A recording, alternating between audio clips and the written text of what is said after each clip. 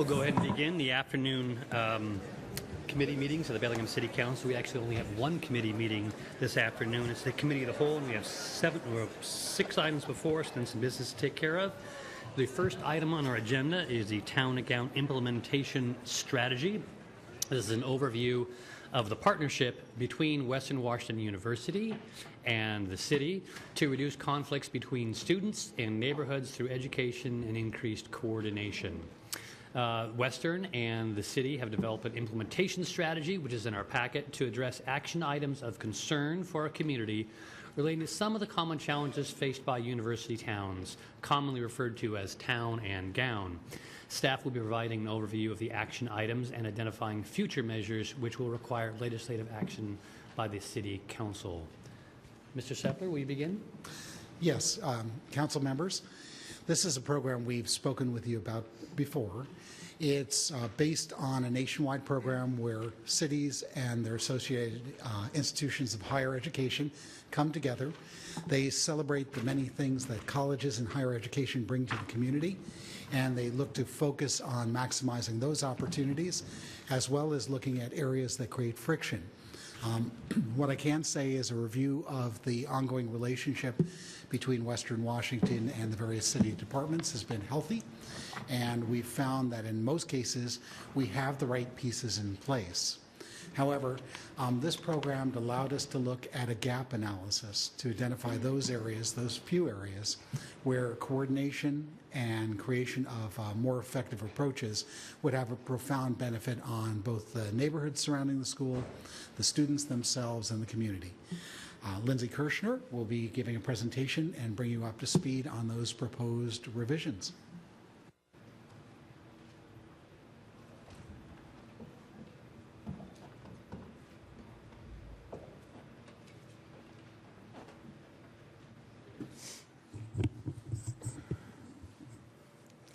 Good afternoon. As Rick said, my name is Lindsay Kirshner. I'm a planner with the Planning and Community Development Department. And I'm joined here today by Neighborhood Police Officer Eric Osterkamp, Steve Swan, the Vice President of University Relations and Community Development, Julia Burns, the Campus Community Coalition Coordinator, Sarah Wilson, the Special Assistant to the Vice President for Enrollment and Student Services.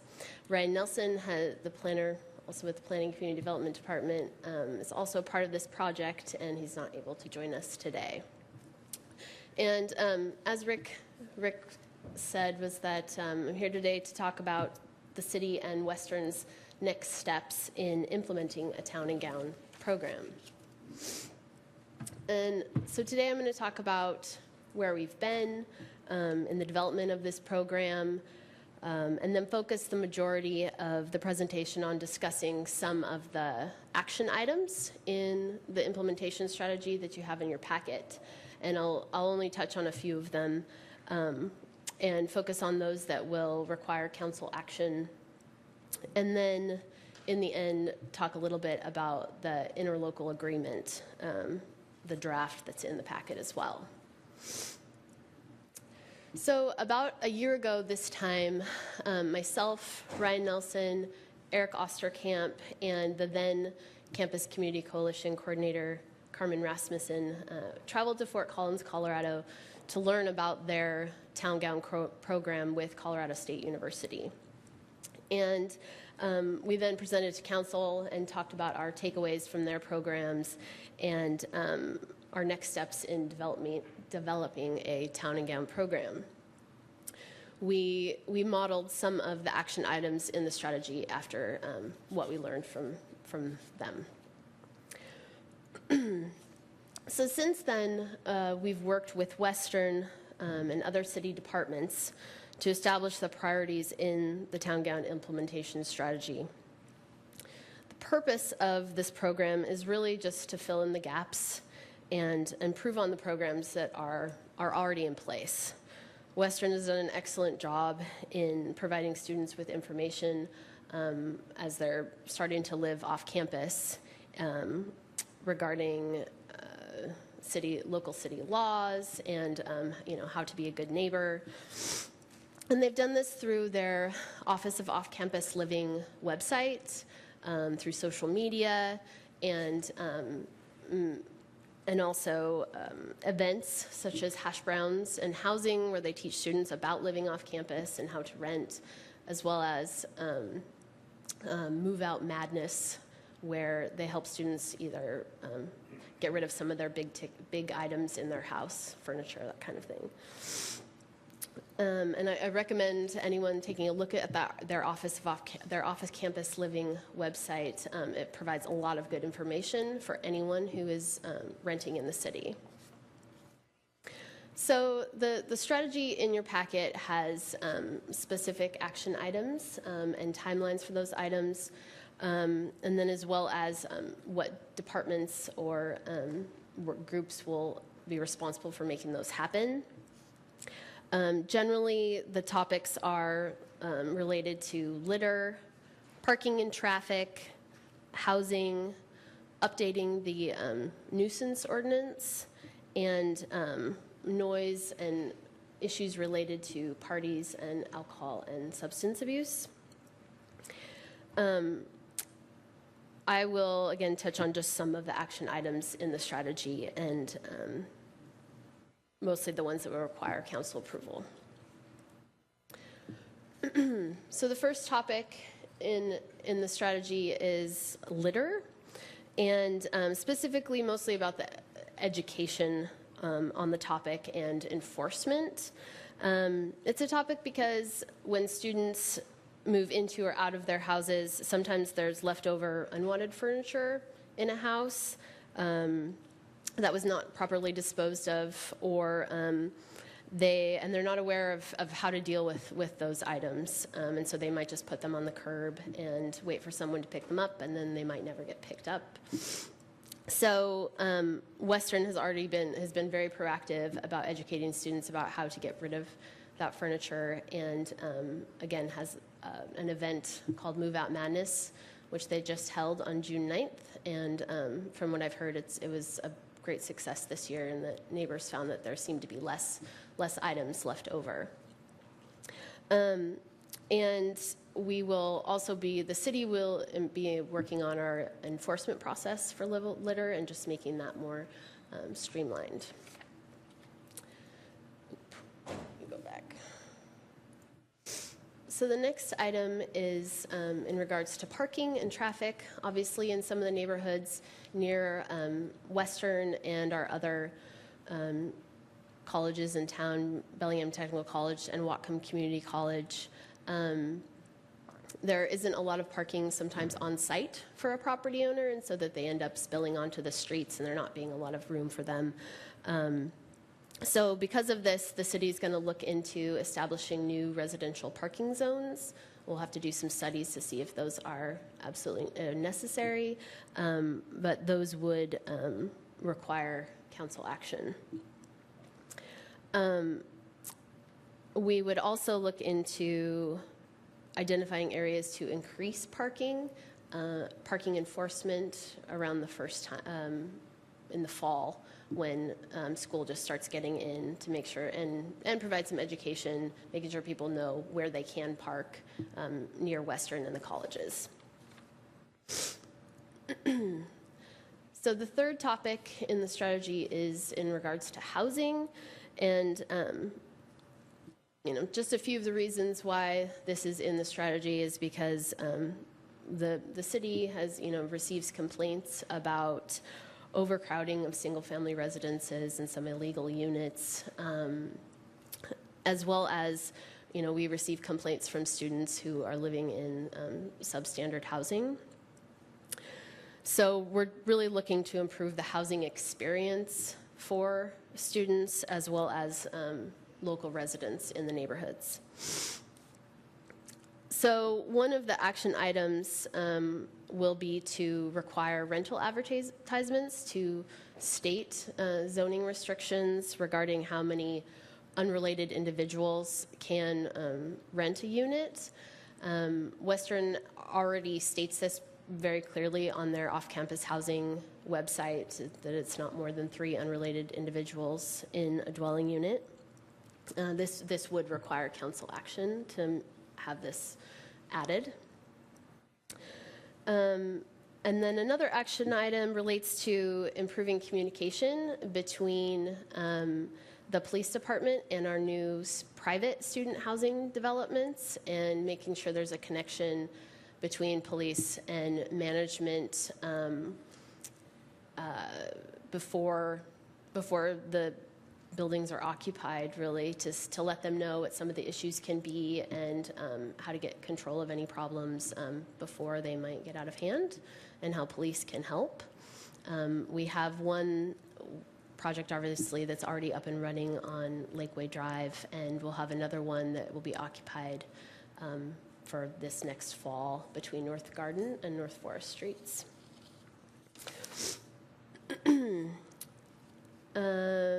Also, the city will create a training program for landlords to basically teach them more about the laws surrounding typical nuisances related to rental properties and what their obligations are to their tenants and the city. The fourth topic in the strategy is the nuisance ordinance update, and that really has to do with streamlining, again, the enforcement abilities of the police department's enforcement officers, and allowing them to issue citations instead of having some of those being misdemeanors at this time. And those would be surrounding litter enforcement or parking. So the last action topic is surrounding noise and parties. And the goal of this strategy is really just to improve the quality of life for students and other people in that are in the neighborhoods. And one way we might address this topic is through a party registration program. And this is something that in Fort Collins that they found was a really successful program. And basically how it works is a student would register that they're going to be having a party, and that information would get to dispatch. And if dispatch received a complaint about a party, then the host of the party would receive a 20-minute warning that we've received a noise complaint, and you either have to quiet down the party or shut it down completely, or else risk getting a citation. And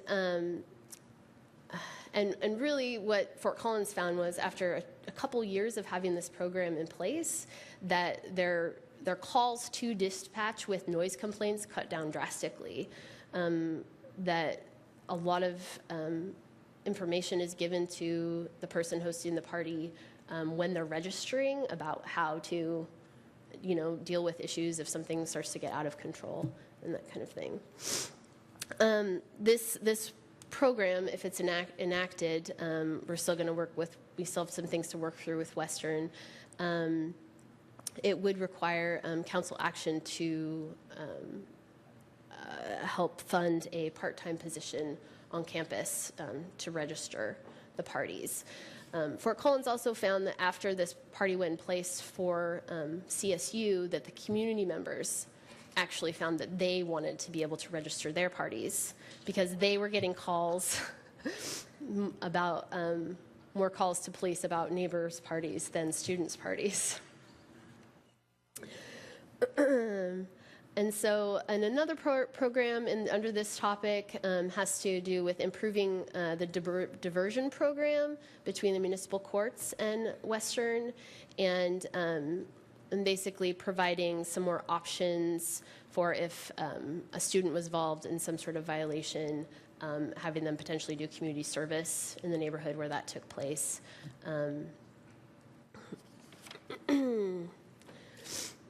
And so to ensure that the items in the implementation strategy take place, Western and the city have a draft interlocal agreement as far as who is going to complete what items and within what timeline. And the final agreement will have to come to council for approval. So at this time, myself and the other parties from Western and the city that are here can answer any questions. Thanks, Lindsay. Council members? Dan? So I'm trying to understand why it would fall to the city to pay for this part-time person to be on campus. This, to me, is just yet another symptom of Western not stepping up to its responsibilities, including housing, the abandonment of the RPZ, and now they want us to pay for this position. I just don't understand why we would do that. If I might respond, clarification, this is a work-study position. It's for a few hours a week. We believe that it's the savings to the city in responding by sending officers to every noise complaint, or being able to eliminate and reduce that and let them go on to more important issues is worth the time for a very limited term. It's typically just a couple of hours on Thursday and Friday before the weekend.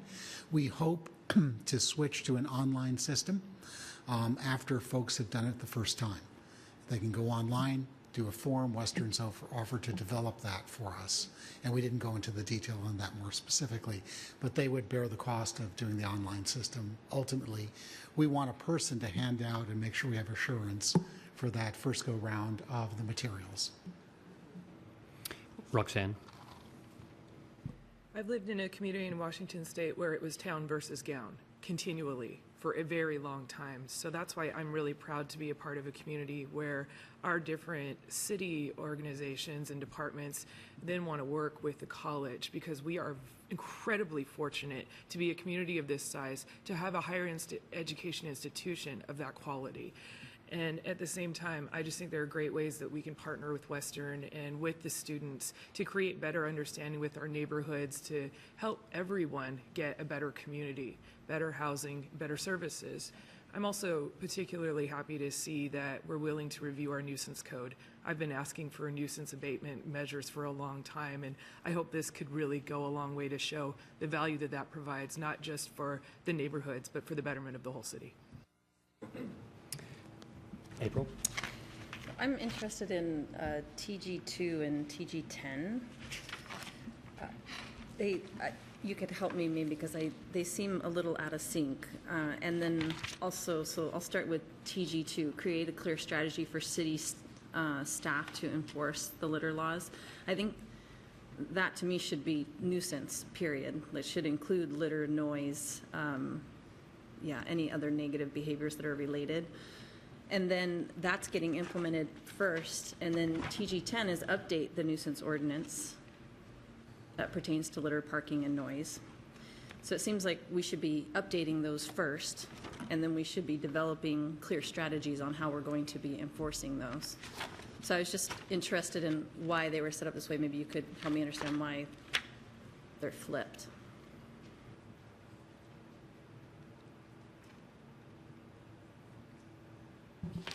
Well, they are related, certainly.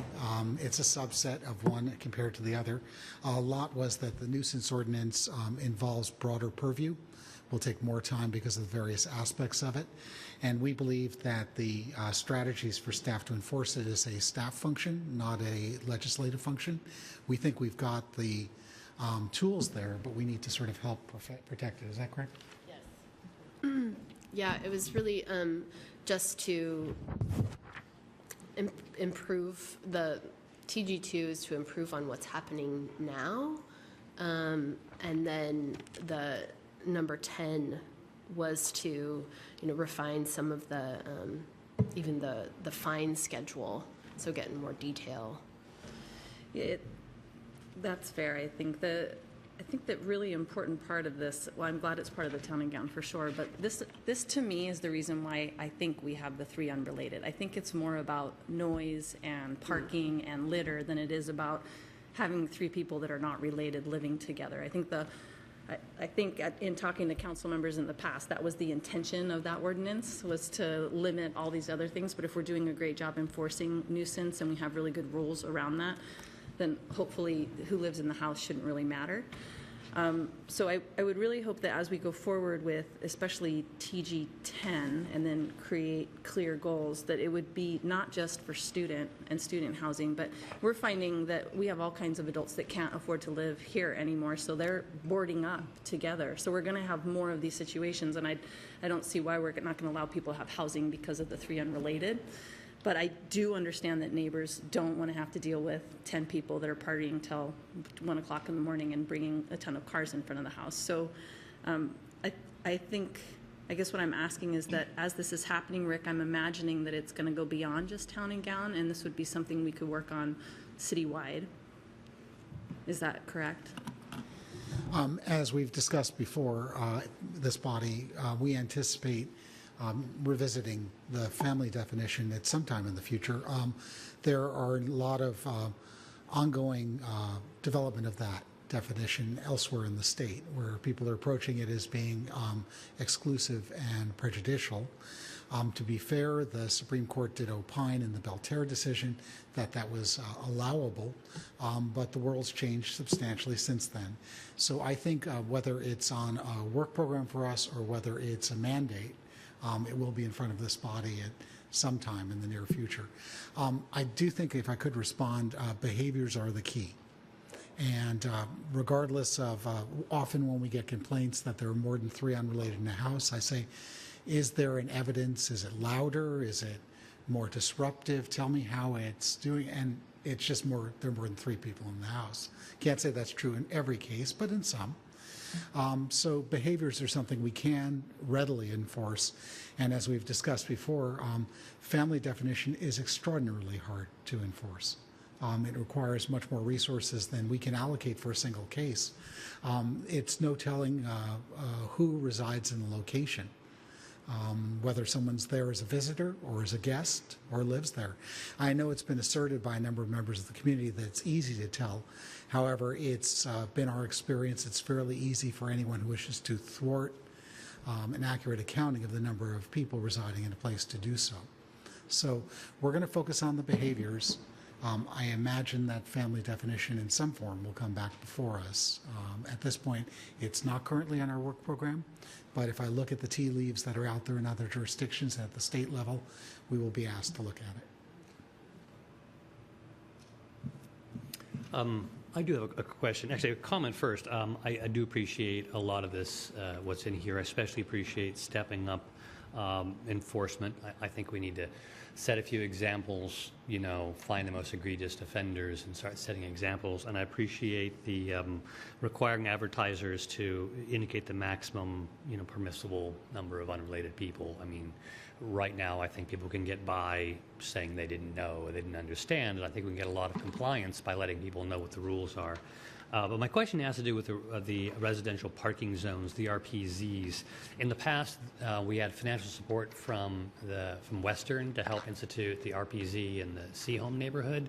I believe that support has stopped. There is a cost to the city for the RPZs, and I guess that's kind of one of my concerns. How do we decide it's fair for, you know? It's like that with a lot of things, you know. It's a narrow benefit to those most affected neighborhoods, but is it something that we do for a few neighborhoods to protect them? Because in other neighborhoods, we'll be doing some other activity to protect them. I'm trying to figure out the public justification for the expenses for the RPZs. It'd be nice if you could go to the people causing the problem and have them pay for it, but I don't think it's that simple. So RPZs, whenever there's a challenge in parking, often we hear the call to do some residential permitting. We do have fairly good established standards that are used to measure whether there are warrants for an RPZ. Not being able to park directly in front of your house is not a warrant for an RPZ. Not being able to find a place 75% of the time in front of your block is potentially a warrant for further study. So there's a very clear hierarchy of how much loading's there. One of the things that's been used in other communities, might be used here, is that the permit fee covers the expense of the RPZ, at least the administrative and some of the enforcement. In some areas of Seattle, that's $60 a tab. You get your tab, you pay $60, but you're assured that you have enforcement and the program's established. I'm not suggesting that may be appropriate everywhere or whether we want to do it, but I think it's a case-by-case basis. And I think it's also looking to see where the impacts are that are causing it. Is this just greater loading in the residential area from more residents, or is this folks parking here to walk somewhere else for work or for school? So I think we'd have to take each one on a case-by-case basis. That's why we do approval process for them. I can suggest that it's an issue that we heard a great deal about in this process. We want to be fair, but we also want to follow our rules. So we'll start with a warrant test and see where appropriate, then look at the causality of it. Any further questions this item? I believe this was for information only at this point, and I guess you said Lindsay, several items will require council action as they go forward. Okay, thank you. We'll go on to the next item. The next item is the 2009 annexation phasing plan. In this initial meeting, staff will provide an overview of the ongoing work. Why does it say 2009? Clearly want to revise that. Well, I guess the current plan was written in 2009, Greg. Correct.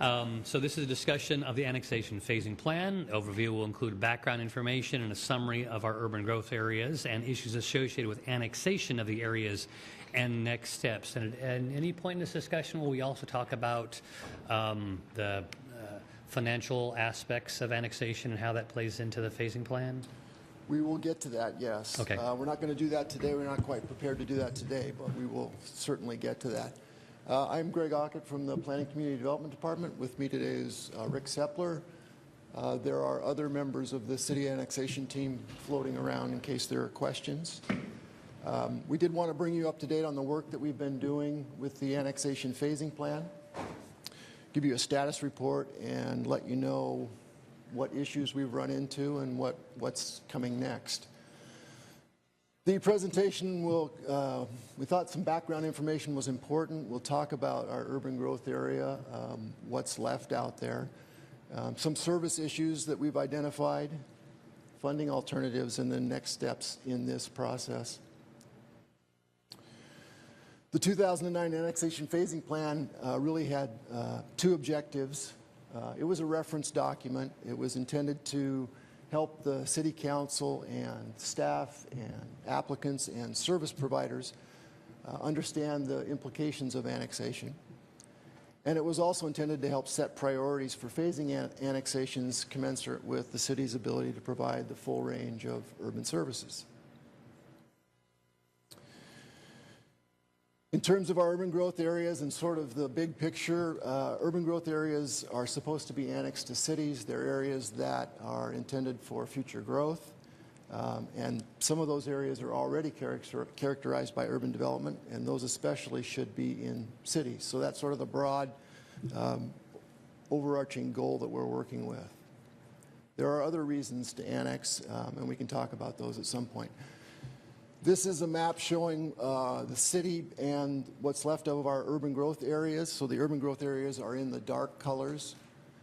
And these, we've broken them down into sub-areas. These numbers are just identifications of different sub-areas. That's all that is. So we've got the area out around the airport. This is I-5 going north, and this is northwest. So all of this area, ooh, sorry, didn't mean to do that. Where'd we go? There we are. This is the Alderwood neighborhood here. It goes all the way down to the bluff, to the bay, and up north to Slater Road. This is the city of Ferndale, right there. There's a small area up along Meridian Street that remains in our UGA. This is the subject of an annexation petition that's been around for a while. I expect that that petition will come to you for a final decision this year. We also have an annexation petition that's been around for a while for this area too. And that one will come to you for a decision this year as well. These eastern UGAs, this is the Dewey Valley area. This is Mount Baker Highway and Britton Road. So this is the Northern Heights, Tweed 20, Hillsdale areas. On the south side of the lake, the Geneva neighborhood. And then this is U Street, and this is the North U Street urban growth area. These are the areas that are left in our UGAs at this point in time.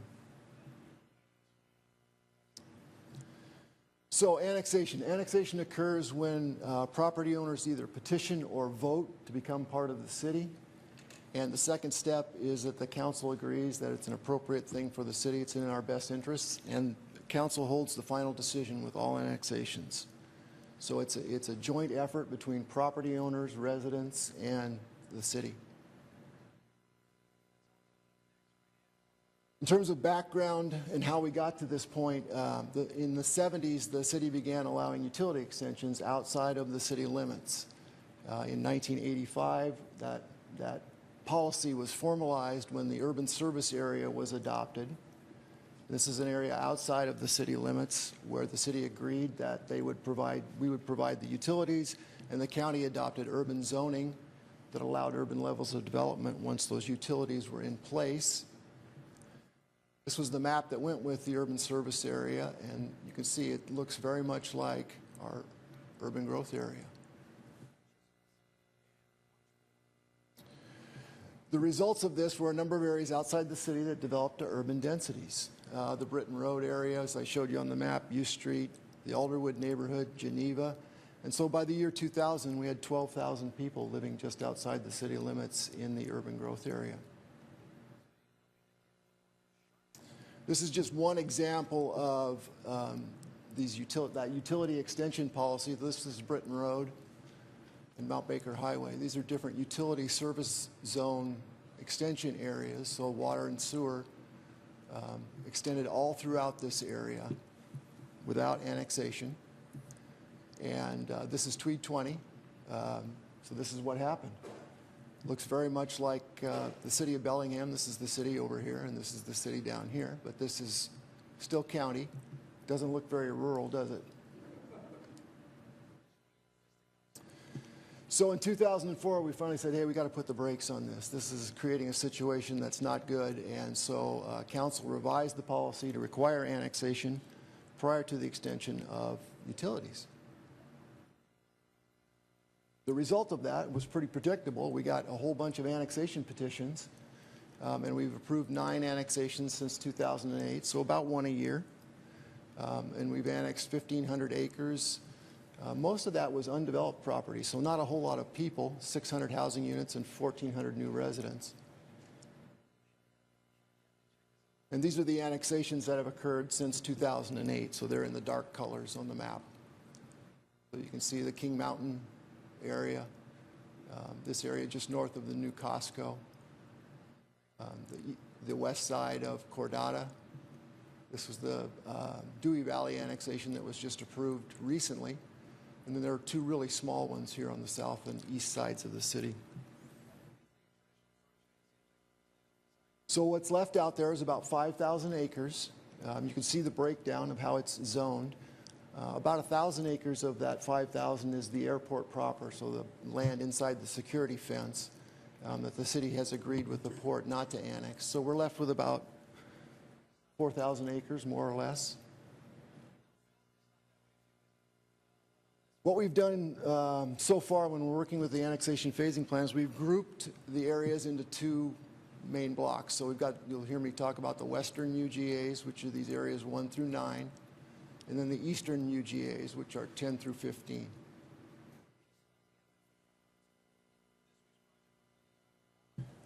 Again, what's out there is about 4,000 housing units in the UGAs, 3,000 of which are single family. We're down to 9,000 residents and 3,600 jobs. So substantial development in our UGA. In terms of remaining development capacity, there's not a whole lot. We figured in our land capacity analysis there's capacity for about 1,600 new housing units, but there is a fairly substantial amount of industrial and commercial land, 7,600 jobs. In the western UGAs, in those areas 1 through 9 that I talked about, it's about 3,300 acres. You can see the breakdown of the zoning, and this is the really important one here, 1,700 acres of industrial zone land.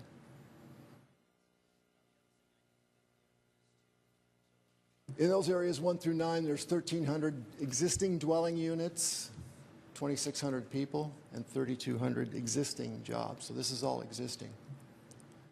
In terms of capacity for new development, again, not a lot, 440 housing units, 1,000 residents, but there is a significant amount of industrial land for jobs. In terms of challenges that we've identified in those western UGAs, emergency services is the biggest challenge that we're dealing with. We know that we will need additional staff, both in police and fire, if we were to annex those areas. We need a neighborhood park, specifically in the Alderwood neighborhood.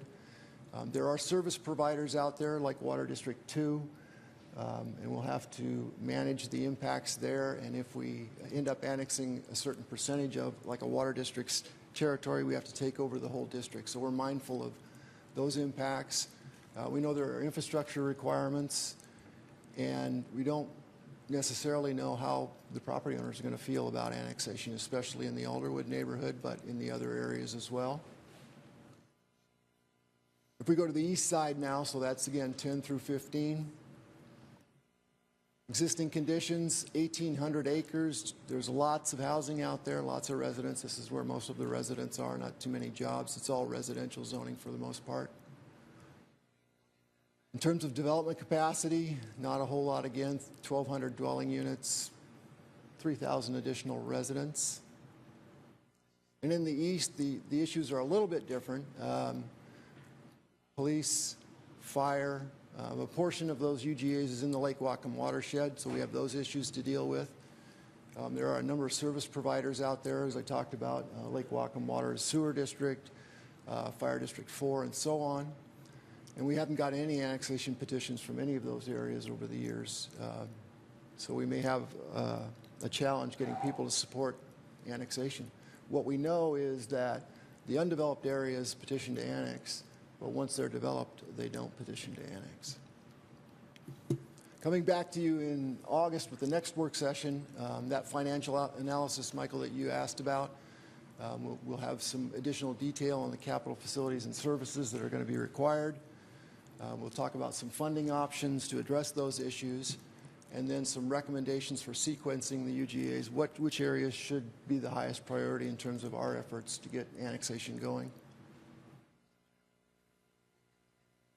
Potential funding alternatives that we're looking at. As you know, Chief's working on potential regional fire authority. We could contract for services with the existing service providers. That raises a number of issues that we'll talk about. The voters can be asked to approve bonds, taxes, or surcharges, or a local improvement district to provide the improvements. You got to keep in mind that a lot of those subdivisions that are out there were built to county standards. They don't have sidewalks, they don't have street lights. A number of those kinds of things. Phased or reduced level of service, phased in the level of service is a technique that's been used in other places. Utility taxes, fee increases for the enterprise funds, and some that we're still working on. And that's it. So questions or comments at this point? Thank you, Greg. Council members? Roxanne? Go back to Just a question on whether the financial assessment will include some really pertinent information that I don't really think we have generally gotten enough of when we talk about annexations, which is, you know, the difference of having more ratepayers and taxpayers added to our community, and how population increases help support our business community, things of that general variety. Yeah, it's not a perfect tool. We do look at the revenues that the city can expect to receive from property taxes and the various enterprise funds and so forth. So yeah, it's not a perfect tool, but it does look at the revenues that we can forecast and also the expenses that we expect to incur. April?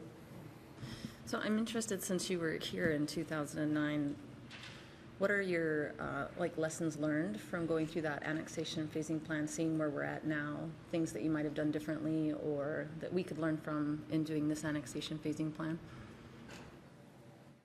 Yeah, we've learned lots of lessons, and one of those will come up with the next item that we're going to talk about. But the policy of extending utilities without annexation, especially as it occurred in the 70s and 80s, where we didn't get commitments from people to annex in exchange for those utilities, has left us with large subdivisions out there with no real incentive to petition to annex. And so we've got this ring around the city that we've got to deal with. We've been As we say, we've been kicking this can down the road for a long time, and it's time to deal with these things. And what we hope that this effort will do is get us to a decision point on each of these areas. Are they going to be in or are they going to be out? Sure. Dan? Oh, sorry. So I'm going back to the contractual obligations that we have when we bring in the Western UGA or UGAs. I'm trying to understand, like, if we bring in just Alderwood, does that trigger the amount of FTEs in fire and police, or does it? Where does that trigger point happen? Does that include the whole thing, or just as we bring portions of it in? Those staffing requirements that we've preliminarily identified are for the entire area. So it might be less if we bring in a subset of one of the areas. Could be less if we bring in just Alderwood. That's for the entire group of those Western UGAs. Thanks. Terry? Yeah. When we changed that policy in 2009 or whatever, four, yeah. It's all blending together over those years, 2004. One of the reasons were areas like Tweed 20 and Hillsdale, who it had expanded and developed into urban density, and who did not and would not agree to annexation. Has anything changed on those areas that have already developed? I know I hear from some people, why can't we? But it takes more than a couple people. Yeah, it does. Occasionally we get a call from somebody. I know the Geneva neighborhood, their neighborhood association must be about 5 years ago now, had a serious conversation about whether or not they wanted to petition for annexation. In the end, they decided not to. Like I said, once in a while we'll get a call from somebody, but certainly not 60% of the property owners like we would need. April? So in your slides, I think you said that prior to annexation, we have to have the funding for all of those FTEs. Is that a state rule, or is that a rule that we've done to ourselves? No, we don't necessarily have to have the funding for all of them. There are alternatives. We could phase in staffing levels, and I think that's one of the things that we're talking about. So we wouldn't have to have all of those staff members on the day that the annexation is approved. We could phase it in over time. We could contract with the existing service provider to give us time to staff up. Okay.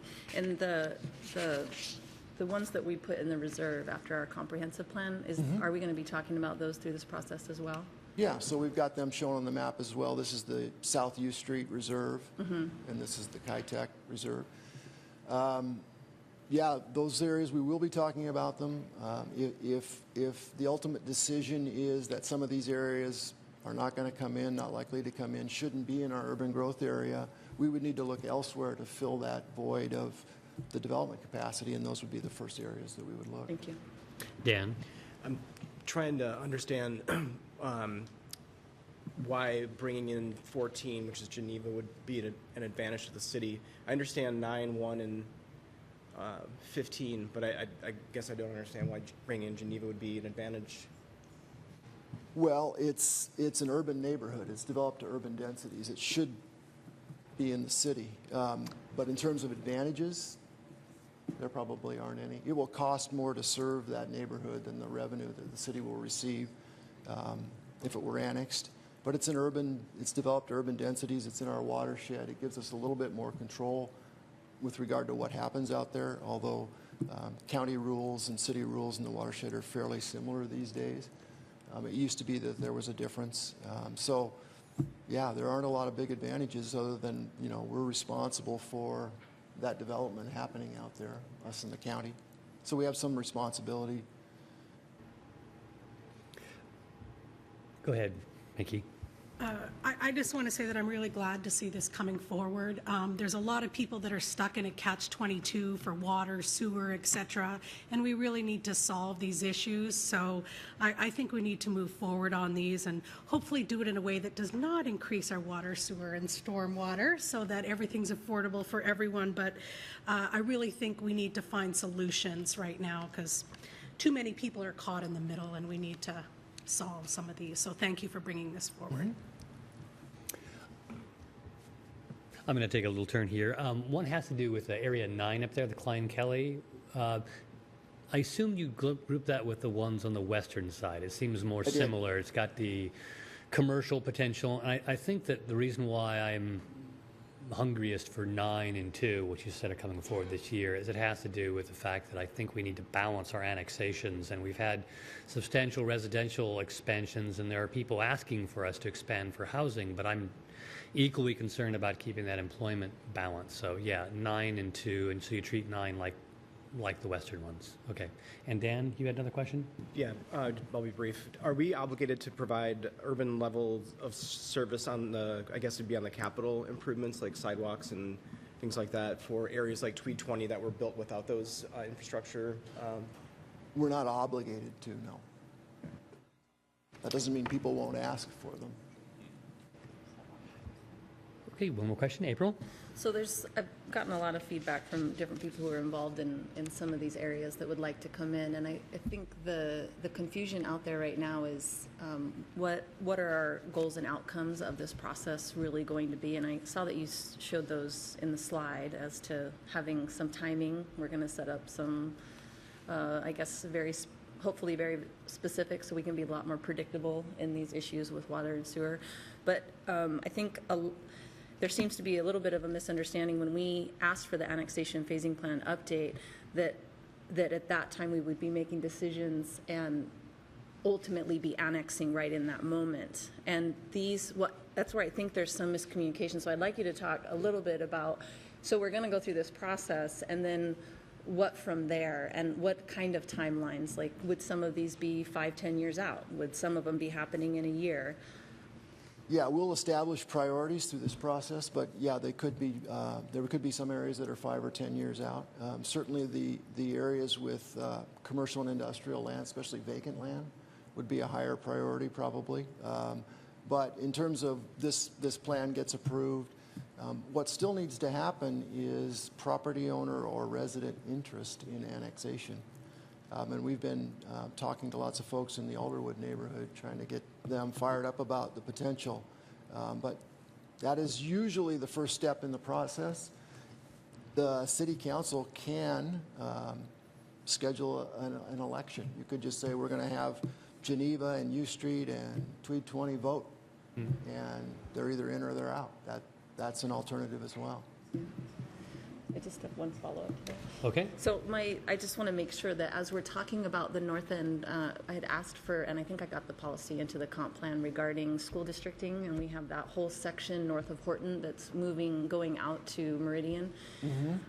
As it densifies and as we look at building, we're either going to put Meridian in a situation they have to go out for a bond to build a bigger school, and then we'll never get that population back, or working on sooner than later seeing how we can petition to get that into the city of Bellingham. So all of our city would be under that Bellingham promise for public schools. So I'm assuming that's going to be part of this discussion as well. It will, although, as I understand it, changing school district boundaries requires an act of the legislature. Not something we can do locally.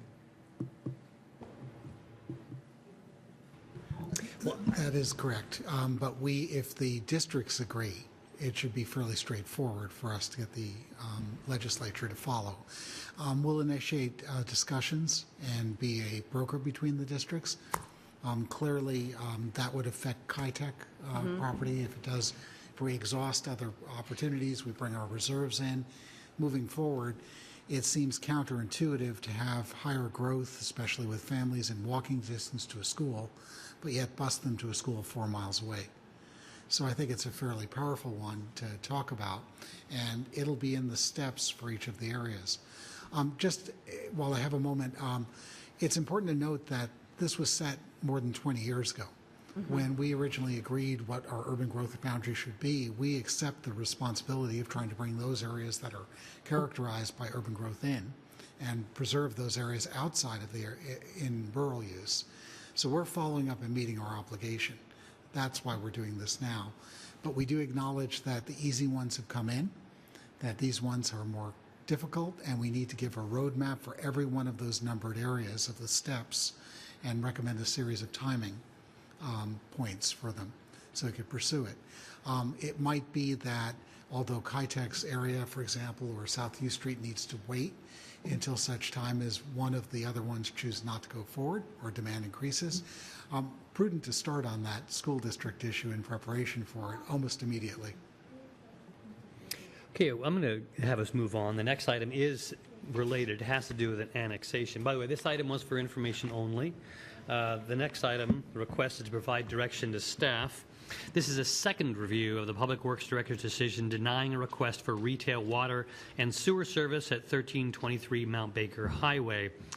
This last March 27th, the City Council reviewed the denial of a request for water and sewer service from the owners of the property at 1323 Mount Baker Highway, which is located outside our city limits. The staff recommended denial of the request for the reasons we're talking about, that we no longer extend utilities outside city limits. But no decision was made by the council at that time, and the matter was tabled by the City Council. And since then, the staff, as requested, has worked with the property owners to come up with an annexation option, which would then meet the needs of the owners for service and would not require the council to suspend the utility extension policy we were just talking about. Mr. Sepler, Mr. Alcott, who wants to talk about this? I'll go ahead. Yeah, so there, if you turn to page 104 of your packet, you'll see a map. We have been talking with the applicant and their representative, and they're here today as well. And we think that this option is the best in terms of meeting the property owner's goals and for the city. This would be a small annexation, about 65 acres. Because these are relatively recent subdivisions, we have no protest agreements from those properties in there that have been subdivided. So getting the 60% won't be an issue with this one. We're assured that we will have that. The ultimate decision about annexation, of course, is the City Council's, but we think this is the more appropriate plan to undertake rather than having Council suspend the utility policy. And so we're looking for your head nod to say, yes, this looks like something we should pursue, and leave the applicant's appeal tabled at this point pending the outcome of this. Council members? Pinky? Well, I'm really happy we're able to find some resolution on this. I believe I was the one who said we're in this catch-22, perfect example of the situation where we get in and we can't help our residents in regards to moving forward. So I'm really glad to see resolution. I do think looking at our UGAs will help us, but I also did say maybe we need to look at our policy and make sure that that policy is actually serving us. So I'm very happy with this decision and us finding a solution, but I do, however, still want to look at the policy as we're going through this UGA process to ensure that our policy is working for us as a city.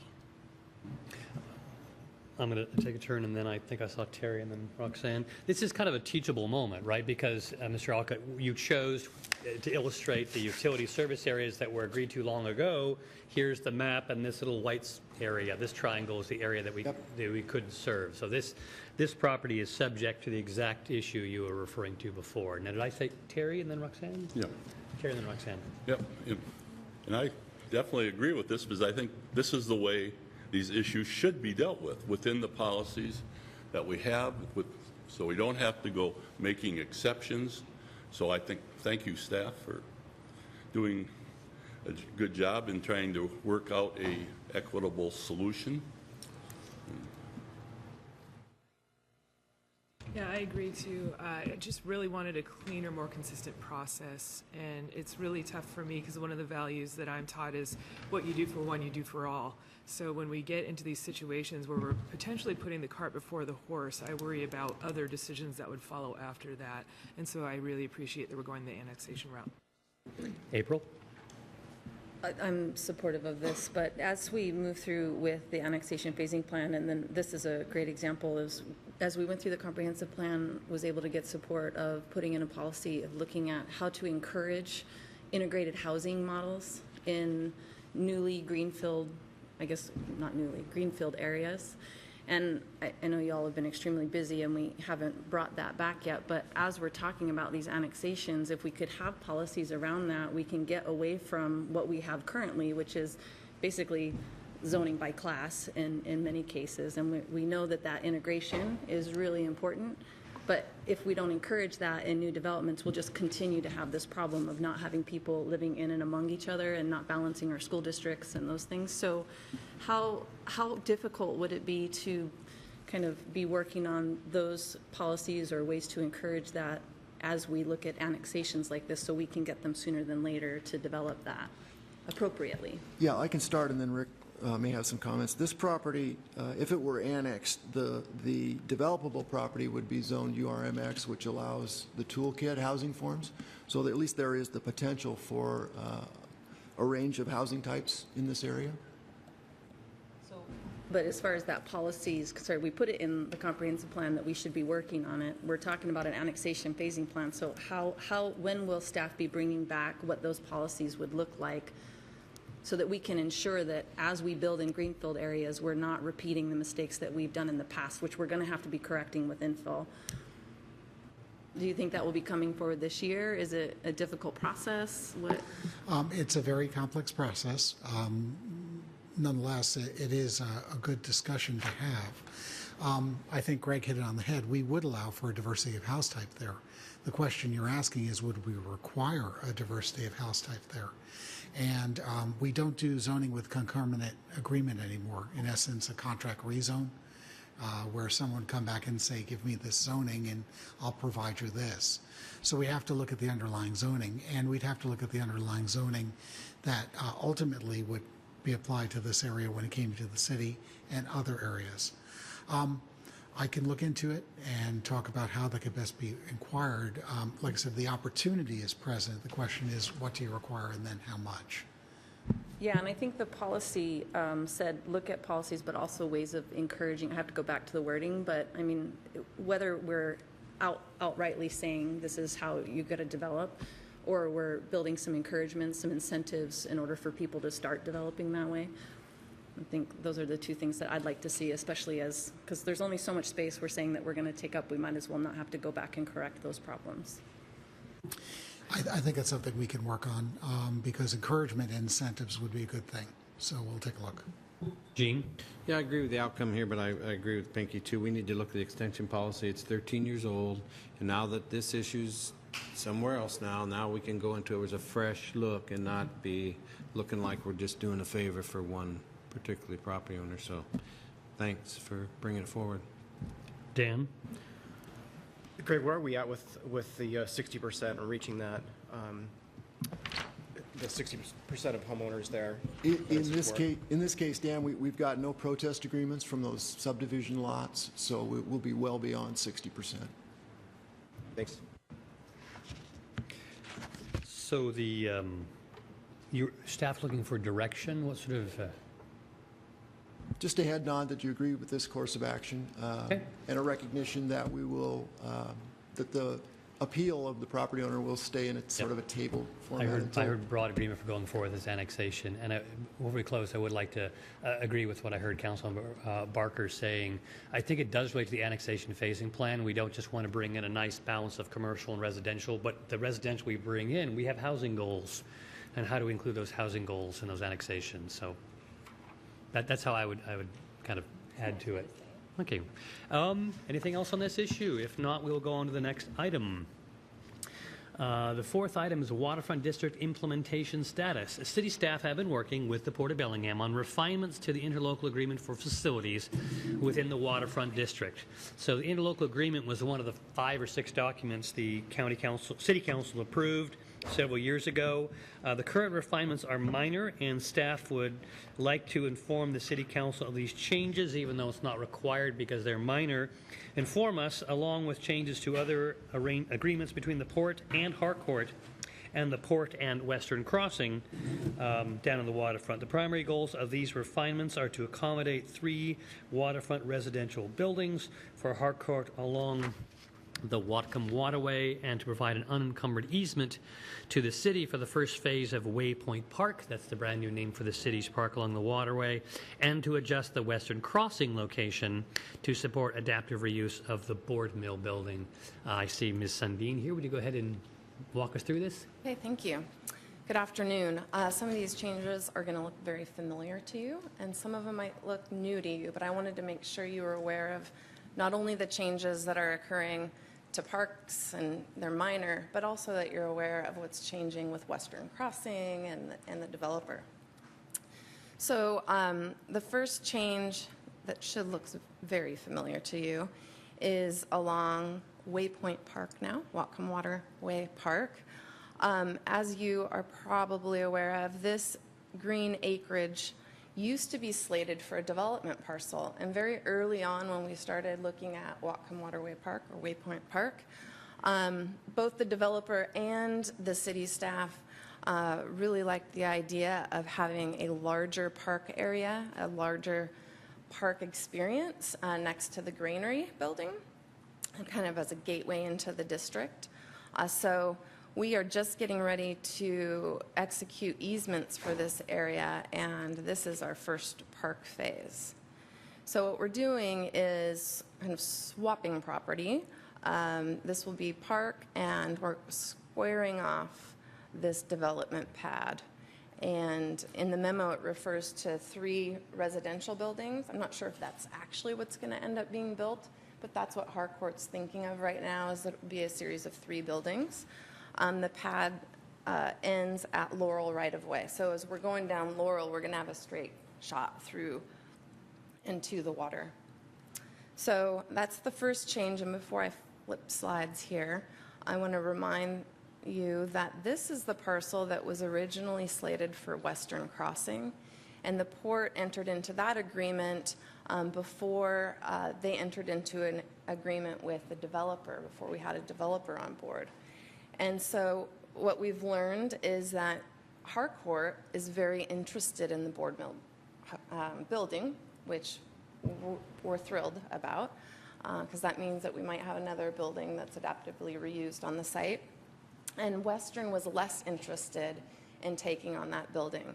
So over the last few months, the port staff have been working with the city staff and with the developer Harcourt and with Western Crossing on trying to figure out how to achieve everyone's goals. So one of the city's goals was, it's great, but we don't want to lose park acreage along Whatcom Waterway. We want to make sure we have all the same acreage as we did. Western Crossing didn't want to lose any acreage either. And the developer needed not only the board mill, but in order for the board mill to be successful, they needed to have enough acreage around that building to support for parking and to support some additional development. And so I think the port's done a very good job of kind of balancing everyone's interests. Another goal from the Port Commission and supported by Mayor was to limit how much development kind of went into the light industrial area of the log pond. So that's a lot of goals that they're trying to wrestle with. And this is what they ended up with. They are in the process of executing agreements. I'll start with impacts the city here. So these dark green areas will be coming to the city for park acreage. And this triangle will be going to Western Crossing. So for us, it's net neutral in acreage. But we really like that that we have a larger park area experience here, and that things are being squared off down here for kind of what we think will be a better park experience on that end. So we're real happy with what's been presented here. Another change is that the Port of Bellingham is going to retain the alcohol plant. This was slated for Harcourt developments, and the port's decided that they're going to keep that acreage because they actually, I think, are inspired by what's happening at the granary building, and so they want to take a look at whether or not maybe the alcohol plant could be adaptively reused. So we'll be working with them over the next few months of looking at how that Bay Park swings through there and seeing if there's some opportunities. So those are some changes that you might be hearing about from Western or the developer, and they'll all be executed within the next, I think Western Crossing might have already taken action, and the next step will be with the Port Commission and Harcourt Developments for this change here. So are there any questions? I want to start by saying I'm kind of surprised these are considered minor changes. They seem significant improvements to me, but what is the threshold then? Because those of us who sat here through the waterfront plan had to swallow some awkwardness with the street grid, and some of that awkwardness is being removed by this. So like I said, I'm in favor of this, but there was a major issue back then. Why is it a minor issue now? So we did have you execute, well, in the interlocal agreement, we anticipated changes. So we outlined two pathways for making changes. One is a minor modification and the other is a major modification. Minor modifications are handled between the project management teams and executed that way. And major modifications need to come before you and before the Port Commission. In this case, we were looking at cleaning up acreage along the waterway here and here.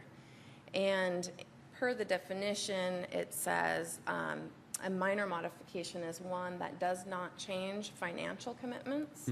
So in this case, we're not making any changes to financial. That would definitely need to come to you.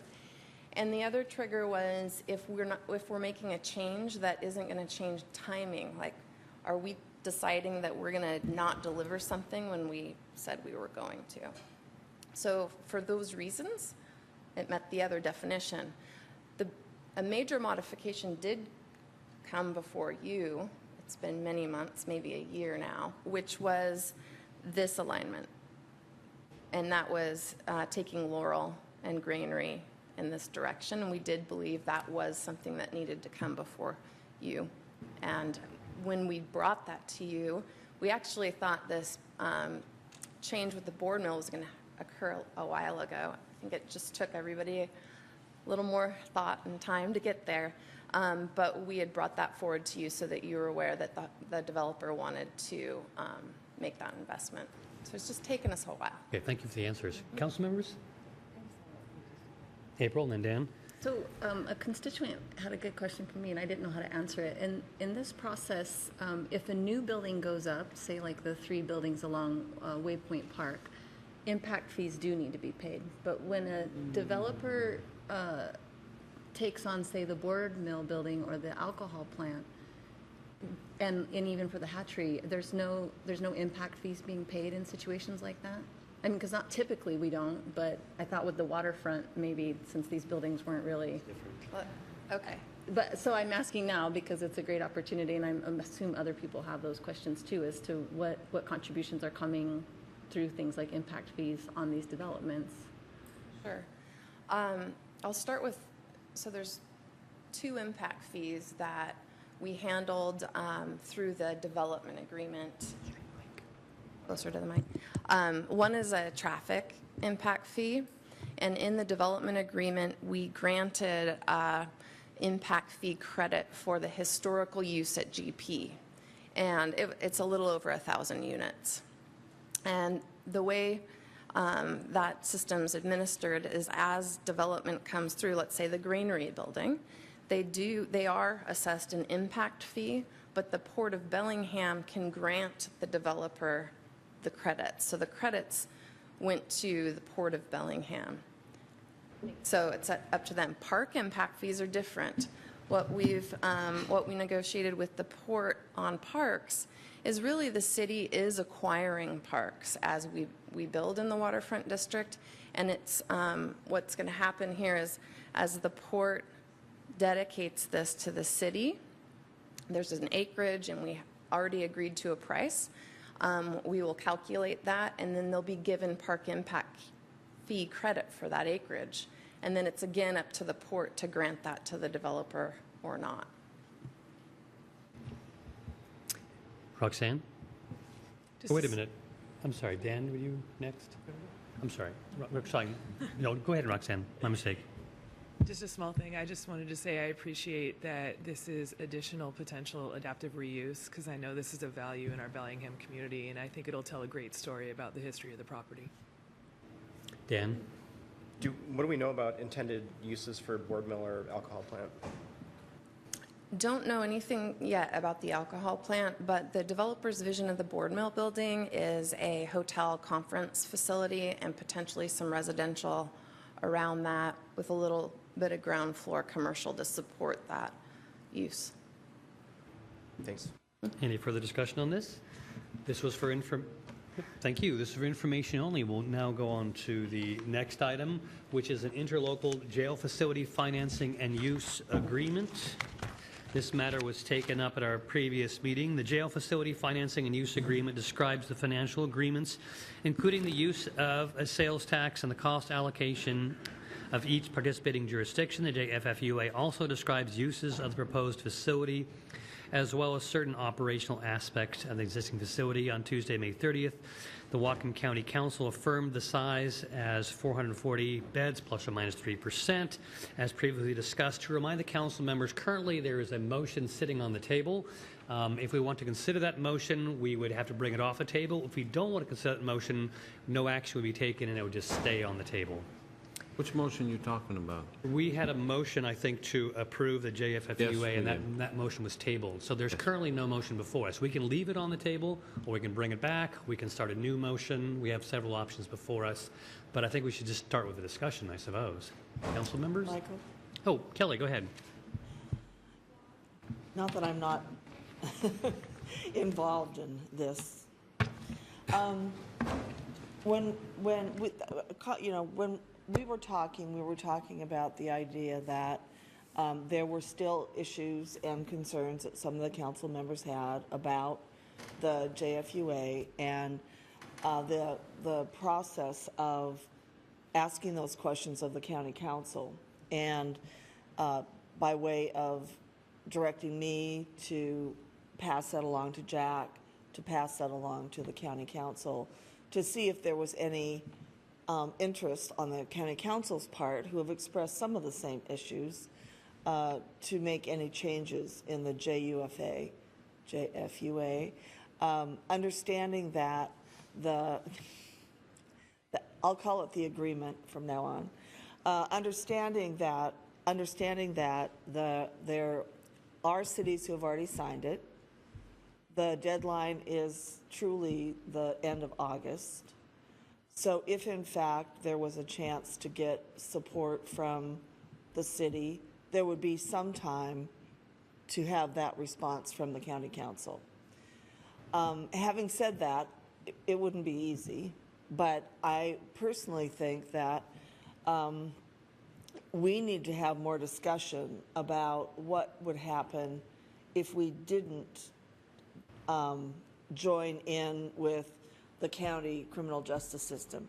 We need to know how much it would cost and what responsibilities we'd be taking on. And there's nothing wrong with having that discussion. I think it's very, very important. Also, in my personal opinion, regardless of whether you agree with this agreement or not, or the location or not, or the division of the money or not, or the commitment to alternatives or not, the truth is, to do a criminal justice system in Whatcom County whose goals are reduced incarceration and recidivism and safe facilities for inmates and employees, we are going to need more money. And I think the most important thing to decide is, do we want to attempt to continue to work with the county on this? Which I have to admit that I do, because I think it's more cost effective. But that has to come with some guarantees that we're going to see the kind of programming that we want to have. It's not an either or thing. And I think the only way to get that information is to actually make a request of the county council. So I was encouraged that people wanted to table the vote, potentially, rather than voting it down. And I'd ask the same thing of you today. If there are still unanswered questions that have been answered by the county executive or I, but not necessarily the county council in a deliberation, then I would encourage us to still do that this meeting and give us some time to get the answer to those questions. I realize that some of the things may not change. In fact, nothing may change. And I think that's important for us to hear that from the county council, because this is basically a recommendation from the executive and myself and Scott Cortice. And it's important for us to understand what it means if we're not part of the bigger system.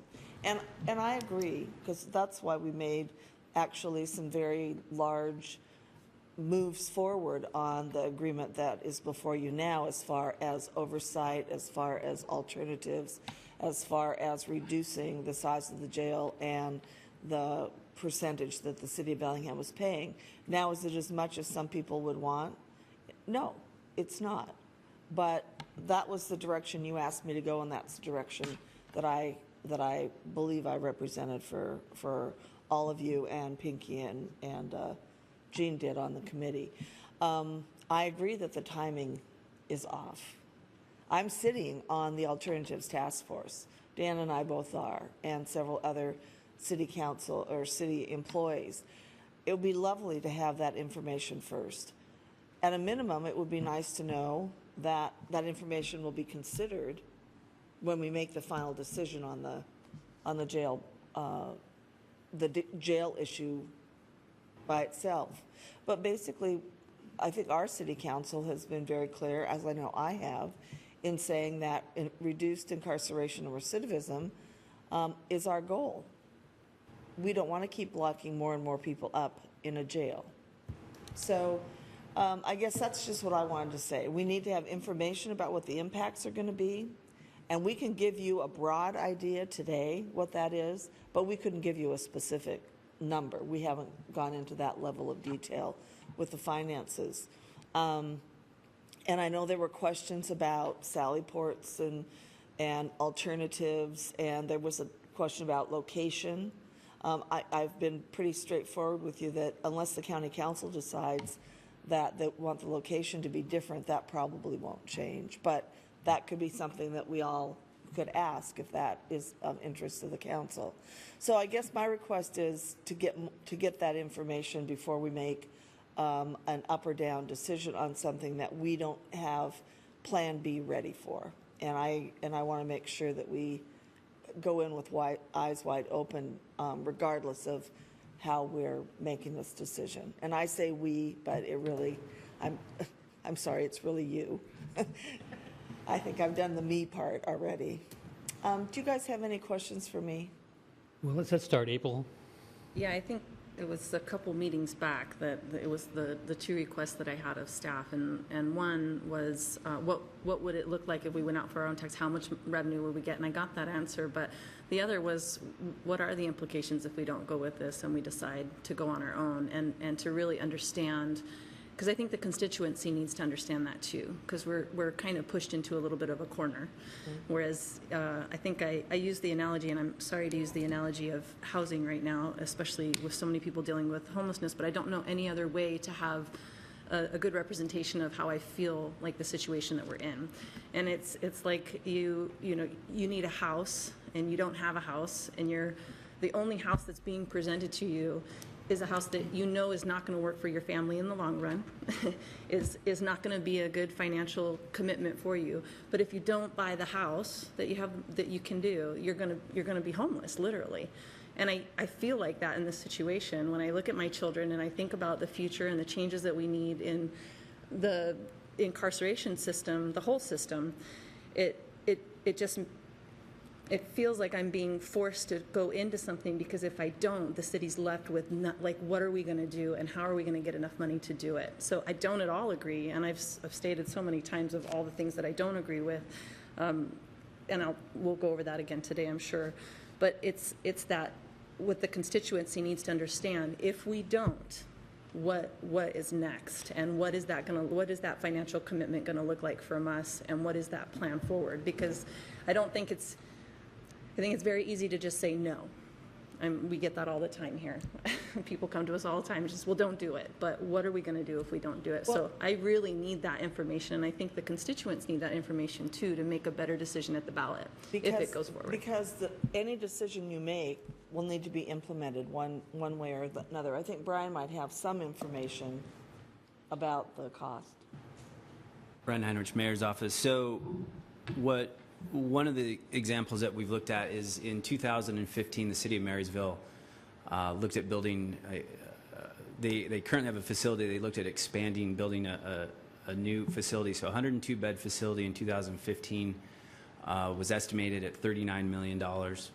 They currently run, like I said, I believe it's a 52-bed facility at a cost of nearly $3 million a year. So I would think, moving forward, again, to the mayor's point, these are broad numbers, but I would think if we could site a facility in Bellingham, you're probably looking at potentially $50 million facility, operating costs. 15 or 50? 50.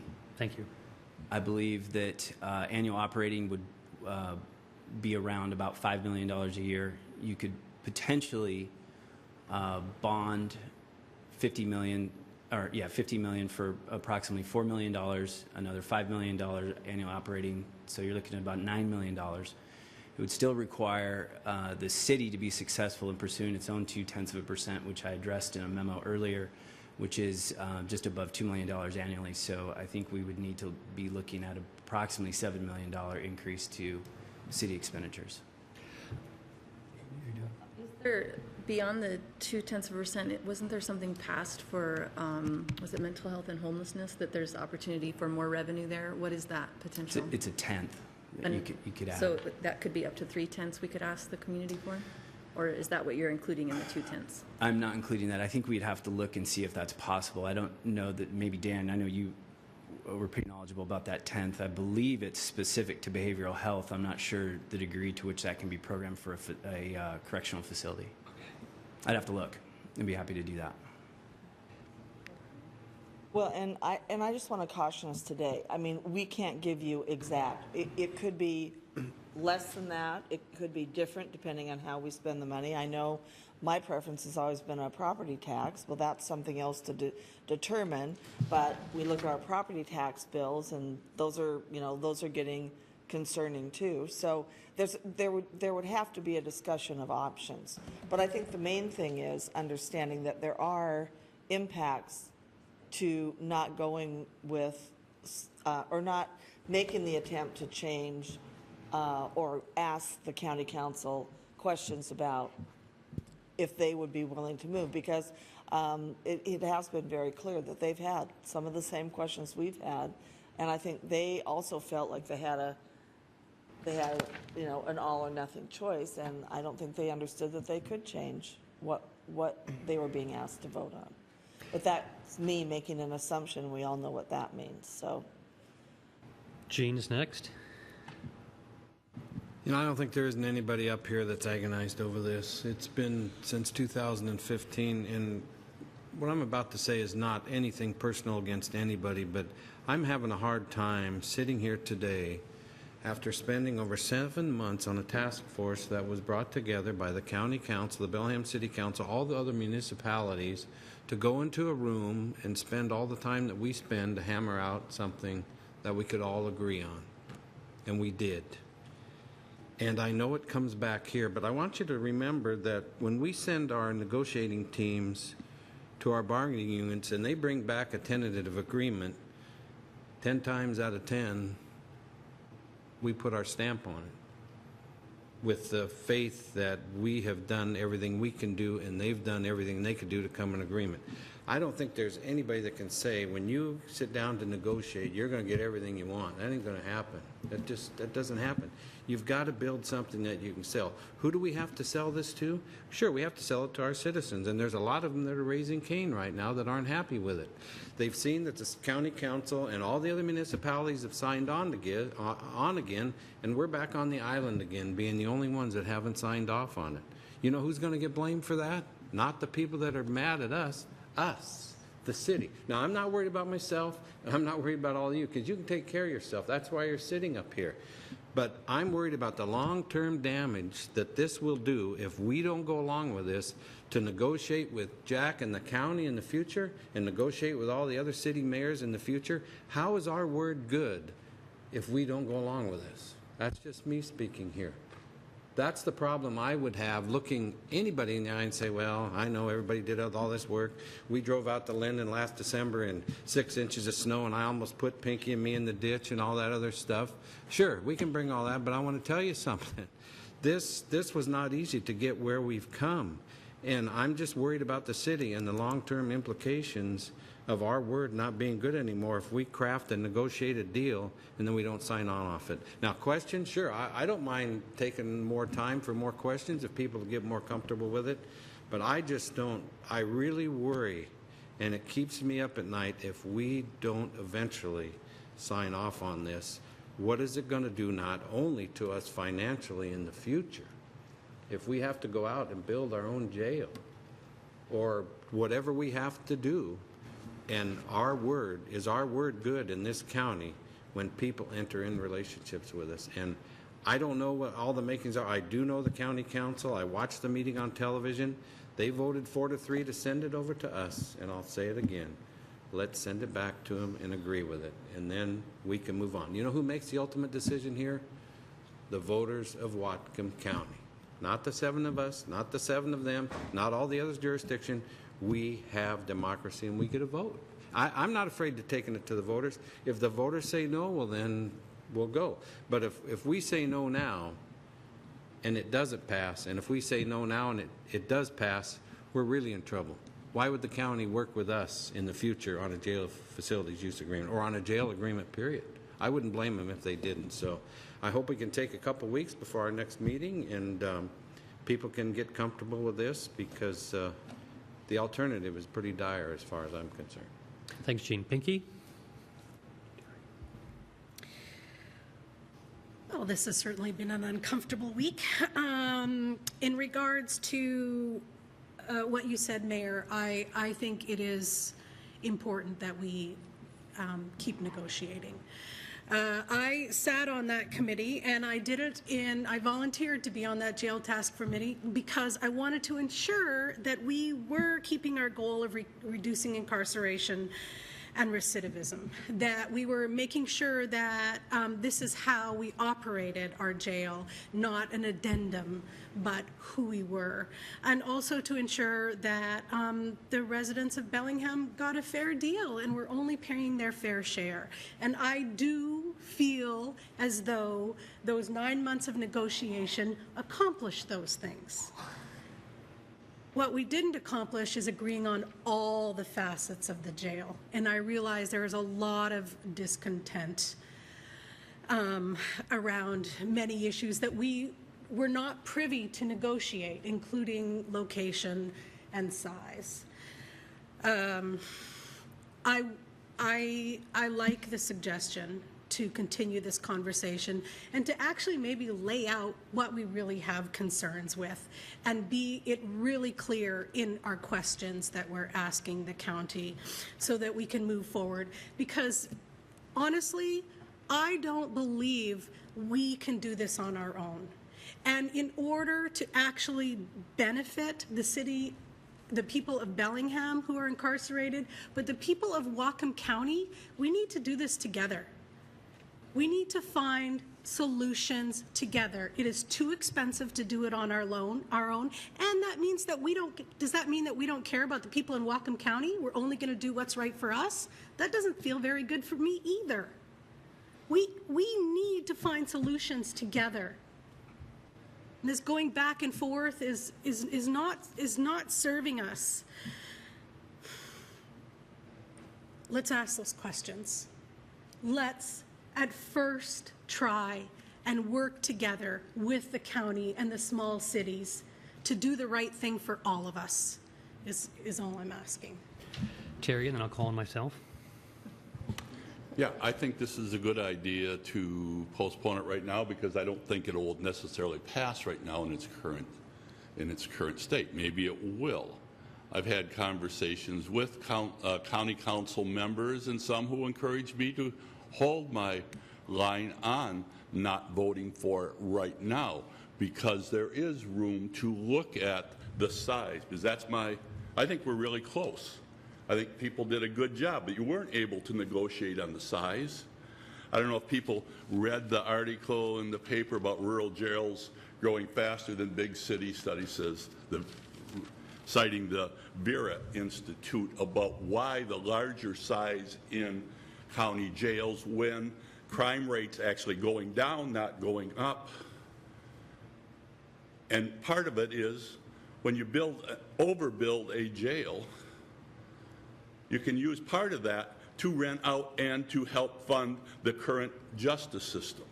And I'm not saying that's what the county's attempting to do, but I'm saying that's what happens, and the Vera Institute says ends up happening.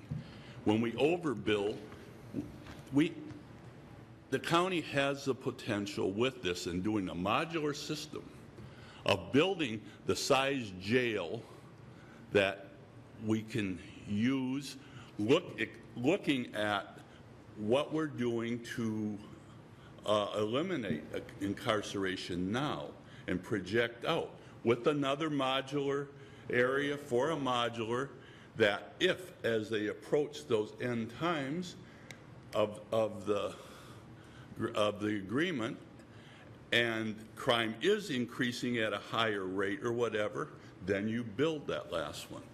And in my conversations with some county council members, they think, you know, there are others sitting close to the fence that one might flip towards that because they do control that process and they're recognizing that. So I think it's great that we have more time to have those conversations.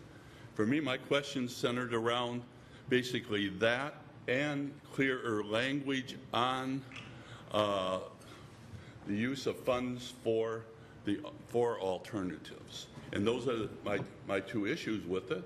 And I am having conversations, and I hope other council members have those as well, because we're close. And I don't want to go it alone, but I think we can reach out. We can reach an agreement. And just signing, no, we're not going to. But we're close right now, and there's a reason why the county is having, the council is having problems coming to that agreement as well. And so I think we can still work this out before it goes to out for a vote. And I am concerned that I've heard that if we don't approve it, it might not go on the ballot, period. So, which also gives us a little bargaining room with the county council to make sure, you know, can we work this out so it does go? That's what I've got. So I think it's a great idea, Mayor, that we hold off and not vote today, because I can't vote for it today. Okay, so I think so we're all lined up. I'm going to go ahead and take a turn next. First, I want to respond to the comment about respecting the results of the task force. I do respect the results of the task force. The financial aspects, the cost sharing aspects, the jail facilities use agreement is one of the better pieces going forward. I think there has been substantial progress. I appreciate the task force members for improving that agreement. With regard to the question about whether we want to go it alone, no, that's the worst thing. That is the threat that I think we're being threatened with. If you don't join, then you got to build your own jail, which is the one thing we've never wanted to do. So one thing I still do not want to do. It is not one of the options that I have on the table personally. I'm appreciating the fact that I'm hearing people, the mayor and council members up here, saying they want to continue the conversation, and that includes indicating to where our concerns are, to try to deliver a message to our colleagues over on the county council where it is we're having a heartache. I sit down to put my thoughts into one page and I produced 4. I'm gonna, yeah. So, yeah, so I'm gonna try to walk you through this. You do not have to read it. If you turn to the second page, you'll see that I identified 5 areas where I've heard some concerns, and I don't prioritize these. To me, they're not all deal breakers, but they're common areas of concern, and we can look at them and see whether or not any of those 5 areas match up for all of us. Michael, do you have another copy? There's extras coming around. There's the issue of location, the issue of size, the issue of the what I call the uncertain and absent cost estimates, some elements which are not specified and maybe should be specified. There's the issue of cost sharing, and then the last one is that there's no binding commitments to alternatives or reduction. So ignore the last 3 pages, turn back to the first one. And if you would like, please turn to the bold-faced section in the middle, because I think that's the biggest question I would like to go back to the county and the county council members. What I write is, I would like to see clear and unambiguous financial commitments by all parties to funding and implementing efforts to reduce incarceration and recidivism. And I want these commitments to be on par with the financial commitments to the jail itself. When I say on par, I don't mean dollar for dollar equivalent, but the jail facility use agreement is very clear on what the jail is, where the jail is, how we'll pay for it, how we'll operate it. But the language on the other piece, which to me is equally important, is non-committal. It's non-binding. We will study, we will evaluate the recommendations. When possibly, we will implement. We will have an advisory body. The language is softer on those. And so what I would like to do, and I've talked to county council members about this also, and some of them have similar but not necessarily identical ways they would phrase this, is what commitments can the county make on those other issues, on reduction and prevention, the alternatives, and when can they make those commitments? Because they don't have the Vera Institute report, they don't have the final results and recommendations of the task force. When can we begin to make those commitments in the next 2 weeks, in the next 2 months? And also then equivalently, what can we as a city do to step up and not only say what we're currently doing, but what additional commitments can we make? And I'm actually looking at the tax, which I don't want to call a jail tax. I'd rather call it a public safety and criminal justice tax, which in part may pay for a jail, a new, safe jail, but may also, our piece, can we commit a part of that to fund existing jail alternatives and new prevention programs and new treatments? What commitments can we as a city also make? I'm not asking just for the county to meet us on those incarceration reduction efforts and on those recidivism reduction efforts, but what are we going to do? We need to commit to those also. I think if we can, both parties can reach, either incorporate it into this agreement or reach a parallel agreement, that may go a long way towards meeting some of the concerns I hear on this body and also on the county council. So that is what I would go back to the administration with, and I'm hoping that this council can share that concern about going back and looking at what kind of real commitments can we make on reduction in incarceration, on the alternatives, on the pretrial diversions. Gene, I do see your hand I just up. want to ask you a question. Sure. When you talk about a separate agreement with Whatcom County, we wouldn't have to go back out to all the other cities. This would just be a... I'm not suggesting that this agreement has to be rewritten. Maybe it should be. It may be possible to do through a separate parallel agreement. That's what I'm asking. But there may be dependency between them. Maybe it's all one agreement. Maybe it's not. I'm improvising. Okay. That is my suggestion. Please look it over. If anyone thinks that that is a good talking point to go back to the county with, and then if any of you think that any of the other four of the area, I divide the last one, the other areas on location, on size, on the uncertainty of cost estimates, that has to do with the booking facility, on the cost formula. I know Dan has concerns about the cost formula. I'd appreciate your feedback, and I'm now going to recognize Dan, and then Roxanne, and then Jean. Thank you. Okay. Are you up? No, she'll be Okay, sorry. after. So I do respect the fact that you spent 7 months on this. 9 months, even more respect then. 2 months more. I have problems that I think are not, I don't think I can reconcile them. So I'm just going to explain where I'm at, and then I think I can probably stop talking. So this is not the same agreement that we were being asked to sign in 2015. That one was quite a bit different, and you did a great job in terms of negotiating it to get it closer to where we're at now. And I understand that in negotiations you don't get everything you want. That's good compromise. Both sides walk away feeling a little uneasy. That's usually the sign of a good compromise. However, I think we're being asked to pay too much for this jail.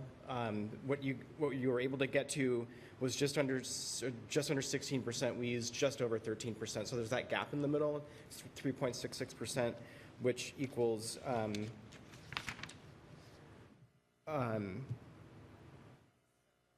sorry, hold on, I lost my place here. We would pay, if we had 50 misdemeanors in the jail, we would pay 1.97 million in bed days, plus the capital costs. So if at a 70 bed capacity, we would pay $3,800,000 per year with those capital costs and the facility. Pardon me. I should wear my glasses. That's what I should be doing. So we would pay $3.8 million for the capital side and the per diem side. So it's $54,000 per bed per year, and that doesn't factor in the medical beds or the booking fees or any increase in cost to per diem. So it's $108 right now. That's certainly going to go up. It's gone up twice since I've been on council. So I have a problem with that. And the other pieces, I'll go over these briefly. It's still a sales tax. Washington State's the most regressive state in the union for taxes. I have a real hard time with adding 0.2% to people in my ward who are in like the Roosevelt neighborhood who can barely rub two nickels together, who are facing rent increases. We know the story on that one. We'd be paying the same rate as Bellevue. I don't like the Ferndale location. I think it takes our officers off the street for too long. We're being asked to pay for the demolition of the existing jail on Prospect Street. I don't think that's, and there's no cost item attached to that in this agreement. I think that's bad business to me. Here we go. So yeah, the 15.8% and the 13.44, which is what we actually use, is $291,000 per year that we'd be subsidizing the county, or $8.75 million over the next 30 years. So that I have a problem with that. But my main complaint with this proposal is that the city council is being asked to do our work out of temporal order and in isolation of mitigating facts. We're not being asked to consider reforms or improvements to the local criminal justice system in determining the size, location, and cost of the new jail. In fact, those items are not up for discussion. The fundamental problem with getting a new facility built, though, is the lack of understanding on the county's part that decision makers, including informed voters, need data and evidence to reach a conclusion. We have just over 1 year's worth of data on Bellingham's electronic home monitoring program. What happens when the county and small cities implement their versions of this program in a meaningful way? How will that affect the jail population? How will new intervention programs like GRACE or increased release on personal recognizance and police field discretion in favoring citations or warnings versus arrests affect the numbers? And what happens if the county sends its long-term post-conviction offenders to Yakima? The other questions we don't ask that are not part of this discussion are what happens when we have significant and sustained investments in our kids? We don't ask those questions. We have the Bellingham Promise in the Bellingham School District. We have Stewards of Children, anti-child abuse training. We have groups like Futures Northwest, a nonprofit that gets kids from 8th grade to college and most of those kids would never make it without that organization. What happens when those investments are made? Do you think, if kids are supported and loved and encouraged and connected to their community, where do they mostly end up? Do they end up in jail? I would think most would be going to college or in jobs and starting families, but I could be wrong.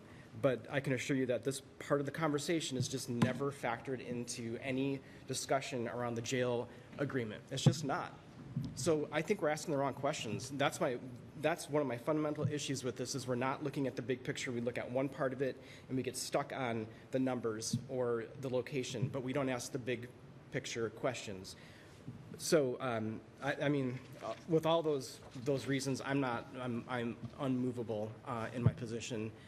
I wish I could support this. I think that going at it alone is not as intimidating to me as what I hear. We look at the per diem and bed days that we would pay, 1.9 million for 50 prisoners. Add that into what we could get, or what we would get if this thing passes at the ballot. We're not signed on to it. It's $2.2 million a year. I think that there's a potential for us to consider looking beyond a jail and looking at the people that are in it and why they're there. We don't ask those questions. So I know that the task force tries to get to those issues, but the GRACE program that we came up with that was like a task force stamp of approval after we had developed it. It didn't come out of the task force. This was something that a small group of members worked together with and created this great pre-arrest diversion program that blossomed into something that's a lot bigger. That thing has not even started yet. How can we measure the success of that? So that's where I'm at. And I appreciate the work that you've done. I just have those issues with it. So that's my 2 cents. Thanks, Dan. Next is Roxanne. Yeah, I just want to explain because it's really hard when you're just a stakeholder to understand. From my perspective, this is the biggest double-edged sword that I've dealt with in the 4 years of being on this council. If we vote no or if we vote yes, we will become enemies regardless. And that's why, Mayor, I so appreciate you're trying to create more information, more outreach that we need to get about this. We just need to make the most informed decision possible and try to get the information out there. And I'm willing to make bold decisions and I'm willing to do the work, but I'd really love the community to understand what we're up against in voting yes or no. Jean, you're next. Oh, okay. Okay, so go ahead in April. Yeah. So I'm going to name the things. I named them at the last meeting, but I'll name them again since we have some distinguished guests here that will be, I'm sure, taking that information across the street. I think first off, what I hear most from constituents is much like, Dan, your point, that we don't have, we have not solidified an immediate plan for greater mental health and substance abuse issues. And those, unfortunately, are criminal. Right now, they're in the criminal justice. It's a shame that that's what we've done, and so we've linked them. I was recently having a conversation, like so many this weekend, with one of our firefighters, and that feeling of like, you have to pass this because we don't know what to do with people when we pick them up. Like, we have the community paramedic program, but a lot of the people that they're dealing with have mental illness issues, mental health issues, or challenges, I think is a better term. And then they're like, but we don't have anywhere to put them, and if you don't support the jail, then we won't have anywhere to put them. And that to me is thinking like, why is that a jail issue? But that's what we've made it. We've made that a jail issue. And because things are out of order, that we haven't slowed down, go slow to go fast, to really make a clear plan to watch maybe another year. This is going to be the first year that the Whatcom County system, I think my understanding is they have to go down to 150 beds while they do the improvements over at the jail. So now Whatcom County is going to be faced with maybe even having to ship their pretrials somewhere else. I imagine they'll have a lot more control over that than they gave us. But what's going to happen when they have to limit themselves down to 150?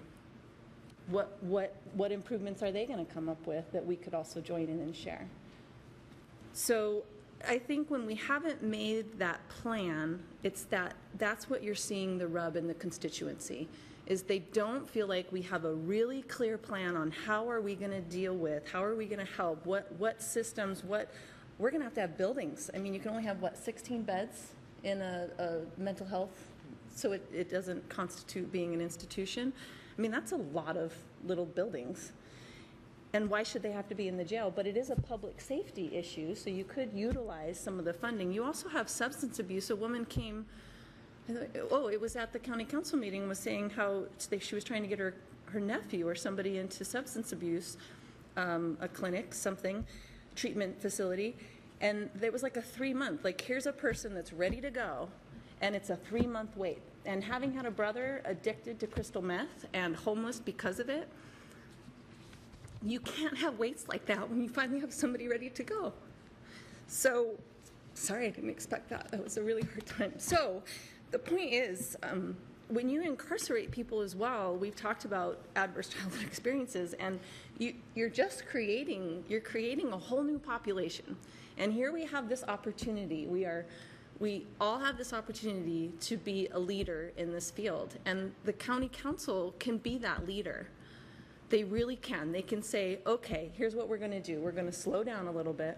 We're going to really try to figure out what we're going to implement, what our commitments are. We're going to be very clear with our constituency on what those mental health and substance abuse programs are going to be.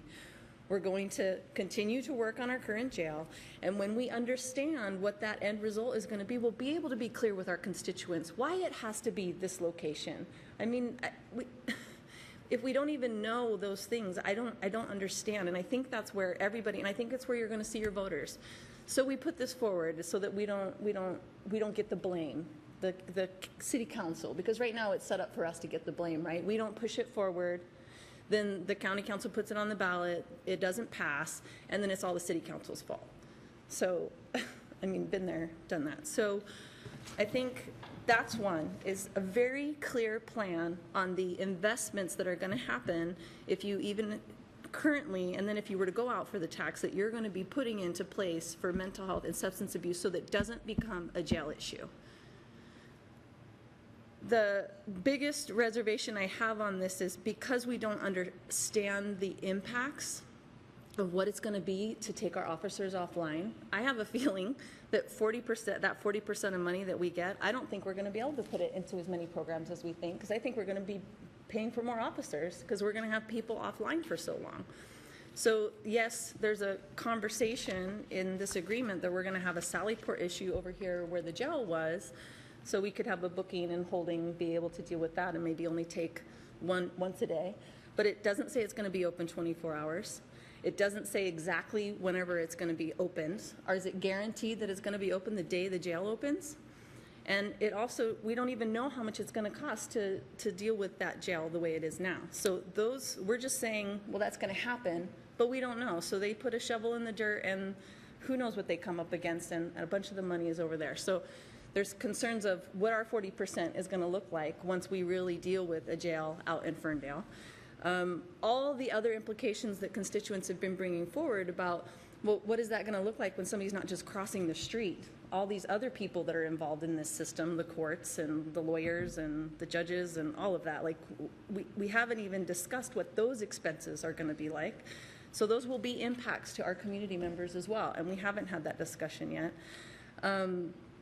The Sallyport for me is a really huge issue. Of course the location, but again, I don't think we should be having the location conversation until we know exactly, get things back in order. So my suggestion for the council would be that, is to be the leader, is to take the reins, and I appreciate the executive has said this is what he wants to do, but the county council needs to say this is what we want to do and this is what our constituents are asking for.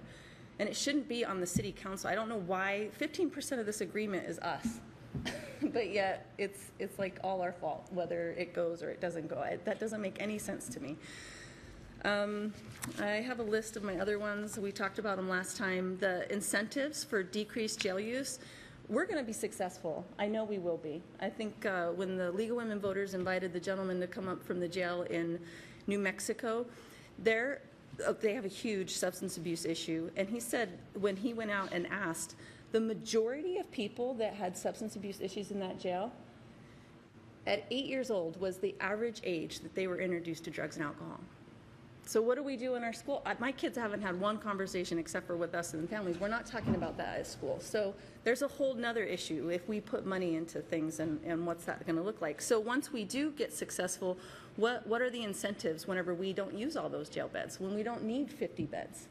And I know that the response from administration to me was that, well, the revenue received from the non-contracted jurisdictions goes to overall jail costs, hence that will benefit all parties because it'll reduce the jail use. But I think there should be incentives for us not using that.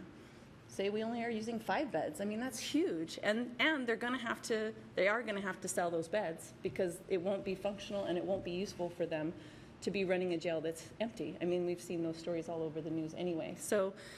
And I'm happy to, I don't know if there's an easier way that we can post maybe what our specific things are, or we can write them out, and I don't know. I think the request I heard earlier was if you could consolidate the questions or the issues that you'd like the county council to respond to. Okay. And however they can, then you would give them to me and I would give them to Jack, and Jack would share them with the county council, and he agreed to do that. Okay, so for me, make it very clear, solidify an immediate plan for greater mental health and substance abuse. Get that first, and then we can start talking about this jail. And I think that it would be helpful for us if you worked with your staff to do that ASAP. I think we need a more of an official response to the county council. You obviously can talk to any council members you want, et cetera, but it would be helpful for me because I think that's one of the concerns I've heard before is we're not sure exactly what you want. And I think I listen to you and I think I could say what I think you want. So So April, I think we could just somehow, April, the way you worded that is you said, I think that we need to have a clear plan for greater mental health and substance abuse programming. okay, And and what then I we- said is an yeah. unambiguous financial commitments to implementing efforts to reduce incarceration recidivism. I'm seeing those as equivalent. That seems pretty similar. I thought I heard Terry say something similar. Is that at least one point that we could agree on? That the city council would like to see clearer understanding of exactly what that other piece is, the non-jail piece, the piece designed to reduce incarceration, the designed to address the mental health, the poverty, the substance abuse issues, because we see those as directly feeding into the use of the jail. And it's hard for us to agree to a jail plan when those are still in the exploration and investigation phase. Is that a fair summary of at least a common point of agreement? That's definitely one for me. The Sally Port's a huge one that we don't know how much it's going to cost to deconstruct that jail. We don't know. There's no guarantee. It just says that we'll have the conversation if I can. Okay, so let's see if that's a second point of agreement, because I overlap in that one as well. The Sallyport was there was no estimates associated with that, nor was a Sallyport and the holding facility identified as a booking facility, which I would like that clarified because I think the city needs a booking facility. Is there consensus that most of us want at least some clarity on the costs for the holding facility and whether or not it will also be a booking facility? Is that the timelines as well?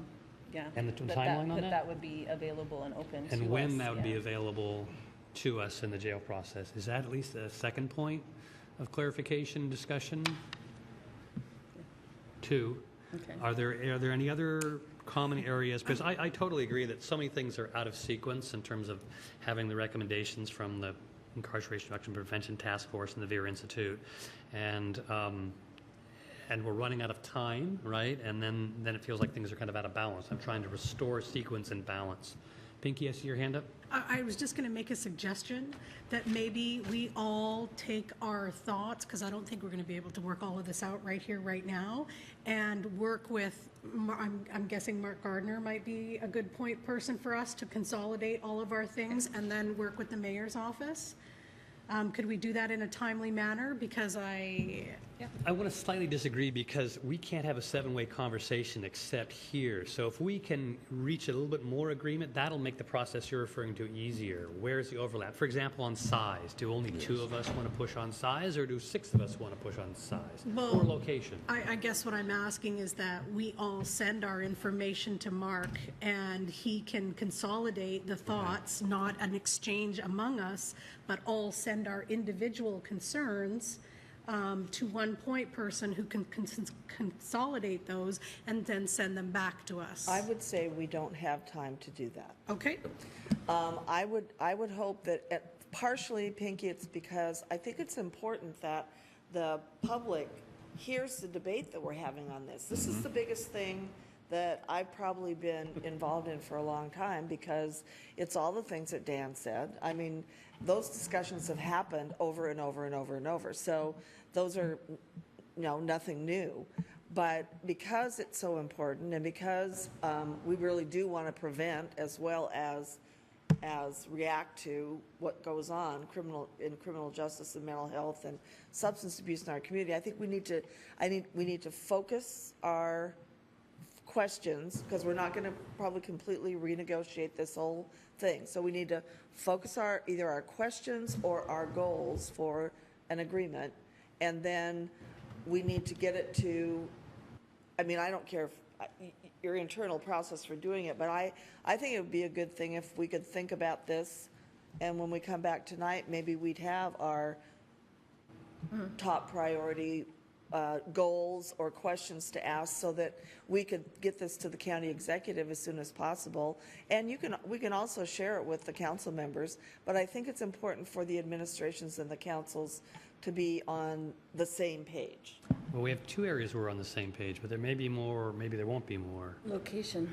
Location? How many are, I flagged location because, Well, I would say that every single person on this, in this body has said they don't like the location, but we have to swallow that pill because it's already there. And I've heard 6 out of the others, out of the county council, similar thing, don't like the location, but we're already there, so let's do it. I don't understand why so many people don't like the location. I get that that a body made that decision prior, but that's why elected officials turn over and decisions change. So if the location is something that everybody doesn't, the majority of people don't like, then why aren't we having the conversation about the location?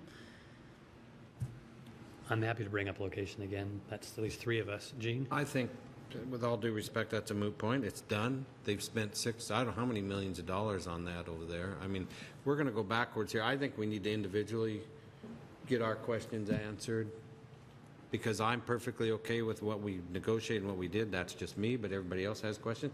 I think you need to get those as soon as you can and see if you can get the answers. Or, Dan has already said he's not going to support it. So that's up to him. That's fine. That's his decision. But everybody else should get the questions answered they need. And I think it's important to be specific and to look at the questions or the movement you might like the county council to make with an idea that I would feel better than I could vote for this, rather than I can't, no matter what you do, I'm not going to vote for it, because that is putting them through an activity that It's not fair. that really Yeah. doesn't work for them. So I think there's some themes that I've heard you talk about. Just get them enumerated and let's ask the county council, ask the county council to consider changes that might make it, might get you to vote for the proposal. I'm going to try to pull the membership up here on the issue of the booking facility. The booking facility, as I see it, is a way to lessen the impacts of the location out in Ferndale. You're concerned about the extra expenses for the officers going back and forth. I think there's been talk continuously about, maybe a booking facility. But to me, if the county's going to site it that far away, then the least they can do is guarantee booking capabilities. And I don't think the county has said no to that issue, but they also haven't said yes. Those are the sort of lack of commitments that I think are a sticking point. Does anybody else feel that we should add the booking facility issue to our list? Pinky? I agree, but I also tie that into the location question, because I think if there is a booking facility, that could be mitigation to the location in regards to how many police office hours are taken away from our limited capabilities right now. So I see those two as interconnected if one can be used to actually mitigate the other. Roxanne? I was just going to say, add it to your list. Well, it is right on my list, but I'm looking for it. So I'm now finding that's almost 2B because it was kind of part of 2A. But at least 3 issues that we've agreed to. Maybe there's more. Maybe they'll come out when we summarize our paper. But I think it's best that we do this in open session. It's the only time and all 7 of us can hear each other. Terry? I haven't heard you bring up the issue of size as a common issue, because I think that was one of them. If you're going to... What are the other thoughts on size? Again, it's out of order. I think that's why this size, where we're fighting over 50 beds back and forth. I think because we've gone out of order, we don't know what exactly we need, and therefore it's really hard to argue over size when we haven't made a clear plan of how we're going to be dealing with people before we inject them into the criminal justice, because we don't. I think we need to be clear about the size, because one of the things that we weren't supposed to determine in our deliberations was the size. Size is off the table. Size got on the table, but I think that it was clear, and we said it at the end of the meeting when we voted, that the county council would determine the size of the facility. So I think asking that question would be fine. Kip? Is there a general, what is the sense that the size number is about right, that it's a little bit too big, that it's really too big, or that it's too small? We've got to be clearer. I think it's still a little bit on the big side, but not nearly as bad as it once was. It's kind of within the ballpark-ish, but it's too big. I don't know if that's a fair sentiment, or some people think it's just can't even say. Dan and then Terry. I don't know how the 7 of us could determine the size. I I think don't have that a maybe background you in want the criminal- council to determine the size, in jail. right? I'm sorry? I think what the question, the direction or the request you have is that the county council make it clear. They've supposedly made it clear with this, but with the other questions that you're asking, that they determine if the size that's in there, that's not supposed to be in the JFUA, if that looks right or not right. Well, I don't think you can determine the size. And I agree. But I'm asking, how does, via what instrument would the county council make that determination?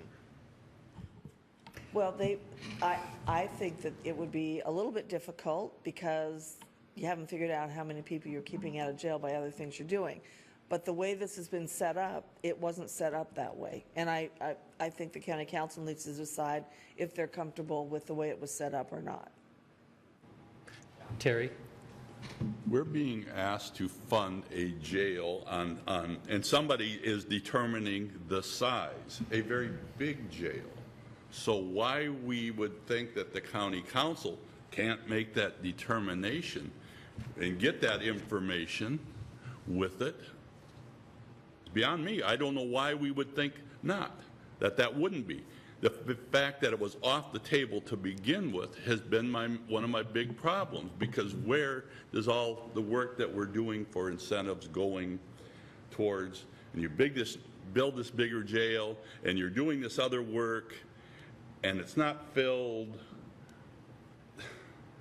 It's not going to just sit there as empty space while they're employing the same amount of people if they don't size it right to begin with. And I think we need to ask for that clarification with the council, because they want to get a vote out of me. Pinky? I agree with Dan. There's no way that we can do a needs assessment and guess, the 7 of us, of what size the jail should be. That's ridiculous. I think what we need to ask is, what is the particular decisions that were made that these numbers were brought forth, and we understand how they came to this decision of a number, or they haven't come to a decision, but just clarity on how that number was formulated so we know what it's based on. So just understanding what the size choice, I think is what we need to know. Yeah. April and then Terry? Well, I watched all the meetings, and when you watch all those meetings, you can see how they're coming up with the numbers. A lot of the numbers are based on what our current numbers are now, and so I think that's there. I mean, if you watch the meetings, I don't know if they need to, for me, describe it as much, but I do agree with the mayor in that once you answer all these other questions, would you reconsider the size? Because I think what we're going to see is once you answer these other questions, naturally the size would probably change. Because, does that make sense? Yeah. So I think that's what we're So I'm trying to get to with that. Summarize. We had 3 areas that we identified with common concerns, and a 4th one where we're not willing to offer an opinion one way or the other because we think that number is hard for us to decide for the exact same reasons because the other 3 are still kind of in play. So it's a 4th one, but it's kind of a different status. Terry? Maybe on the size, we could ask the question, though, has the results, the possible results of alternatives to detention, to jail, been factored in when determining the size of the jail, and get clear answers on that, and then it gets around to that point, because they're saying, well, we're just going on current statistics, then it's not. So that's the question I want to see. I'm seeing that Terry phrased it in a way which is acceptable to most of us. There is no motion on the table. We do not need a motion on the table. We can just move on to the next item. How does the council feel about continuing the discussion? April, go ahead. Let me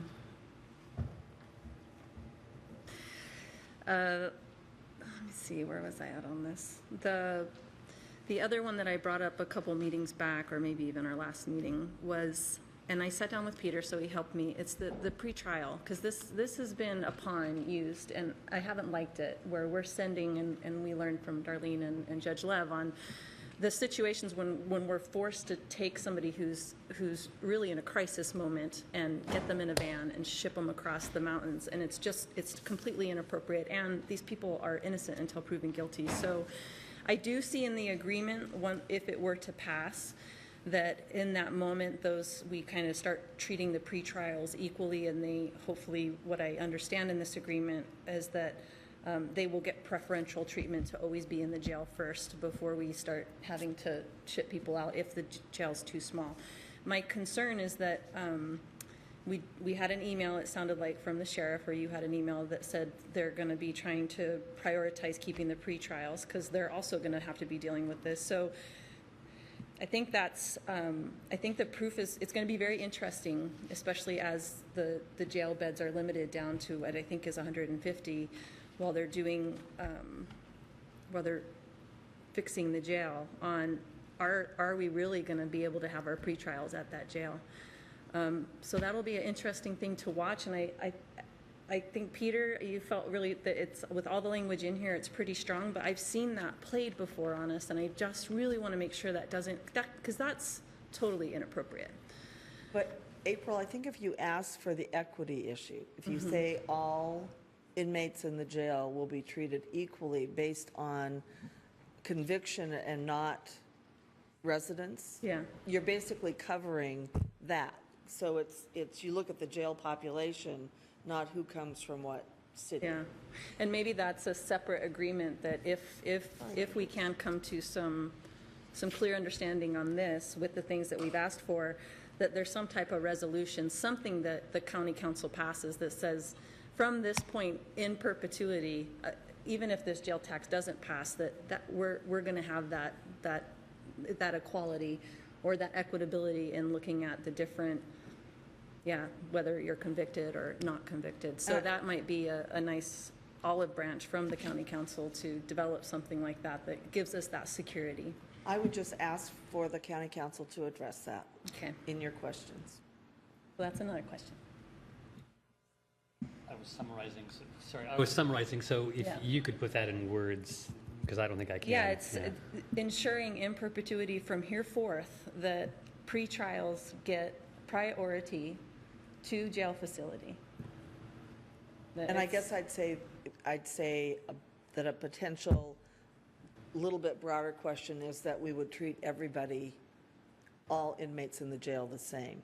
We don't know what circumstances are going to come up where that might be that everybody, I mean, I have no idea. The whole place falls down and we have to do something different. So my concern is that we're treated the same and not discriminated against based on residency. Yeah, I like that too. Okay, shall we move on to the next item? So by taking no action, this matter stays on the table and can be brought back up again at a previous meeting. But we're taking no action at this point. Okay, no action taken. We'll go on to the next item, which is a discussion of the June 13th Town Hall.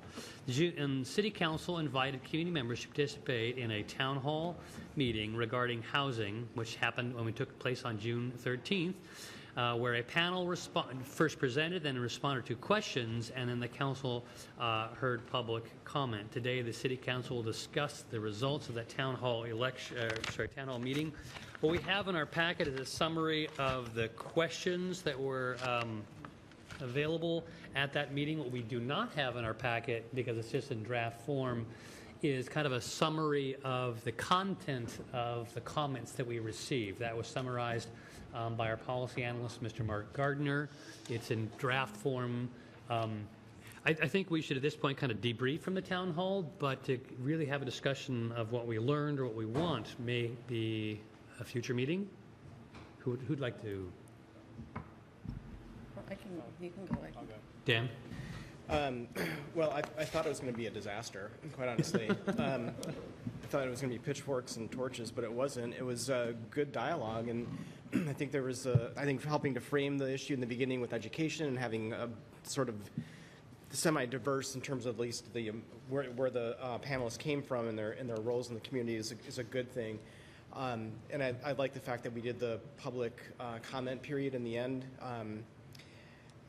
I guess my questions would be, there's in the packet, there are several questions from constituents. I'm wondering what's the next step on answering these questions? Do we submit these to staff and then provide answers online or, social media, or how does that work? I would hate to have these questions go unanswered. I think people are expecting to, these are legitimate questions. I think we should probably try to make an effort to answer them. Overall, I think the event was great. I think we did compete against the jail public hearing. I don't know to what extent, but I think there were a couple hundred people in the crowd probably. And all the comments that I heard were positive, which I'm very pleased to hear. So, but I would like to understand how these questions get answered. April? Well, I think I looked through the questions, and it's tough. I think there are some that staff could answer, and we could give those to staff to look at. But there's also, we as council members would answer those differently, I think, depending on where we're at politically and what we envision for the city. So I think I was taking a look at them, trying to figure out which ones I could answer and which ones staff should. So maybe Mark could take a bite at the apple to see what might be appropriate to shoot over to staff and see what they could do over in planning. And then whichever ones are left, he could send out to us, and we could choose to respond to those. I think that's reasonable. I think that this really ties into the work that we're doing in our planning committee and our work sessions. And we, as I reported out after our first one, we had decided right off the bat when we sat down with Bellingham Housing Authority and Opportunity Council and the Tenants Union that while there's this operation piece, but there's also this affordable housing piece. And I'm talking about the little a affordable housing, the one that just naturally gets built because we allow it to get built, and that we need to be working on those in parallel. And so we had tasked ourselves with that, but then realizing maybe we need to come back to this larger body to say, should we continue working on that, since it is such a part of that rental concerns and barriers. And I think that if we were able to work in parallel, we're having one more work session meeting on this July 10th. I think at that point I'm pretty confident we'll be ready to bring something forward to the committee of the whole to think about and determine if they want to move forward on. I think then this group could move into really discussing a lot of the things that we heard from people, that they want more housing options, they want more integrated housing models, they want those things. So that would be a great opportunity for our work group to really start kind of picking away at it, so we can maybe bring some things back to the council that we'd like you to look at and think about. So I don't know. Well, currently this matter is in committee of the whole, but I think an appropriate motion might be to refer it to the planning committee and then discuss what'll happen once it gets there. Yeah, so I guess that's the motion, is that, so when the barriers after July 10th, we'll still be working on those rental barriers and concerns, but what we'll be looking at is how does that fit into the affordable housing issue that we have? So we would task that work group to continue and to tackle that next bite. So we have the operations piece we're trying to get through right now, and as soon as we finish that operations piece, look at that larger, what's that system issue that we have going on? What are the barriers that we've created inside zoning and other things that we need to look at? What are our opportunities? And then bring that back to council to direct staff on what we want them to do. So could you make a motion to refer the town hall to the planning committee? To the planning committee in our work group, Okay, there's a motion, a second, to move this to the planning committee. Mr. Sepler, one of the questions is which of these questions might be answered kind of with a staff informational level, and then flag those which really are policy questions which you wouldn't ask but would sort of be asked of the committee. Does that make sense to you, that some of those seem like they're kind of staff responses required? Some are factually based. Right. And they're answers that are based on adopted plans, and we could respond to that on point. Some are policy decisions.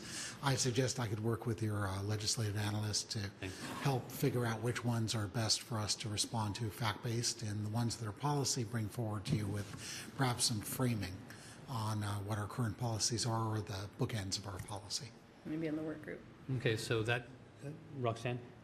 Well, I just wanted to say, I think one way we can respond is by going forward with certain policies and considering them. That's a great way to respond. And I just would like to say for myself, to not trying to get ahead of your process at all, I'm uniquely interested in source of income discrimination protections. So I look forward to helping with that.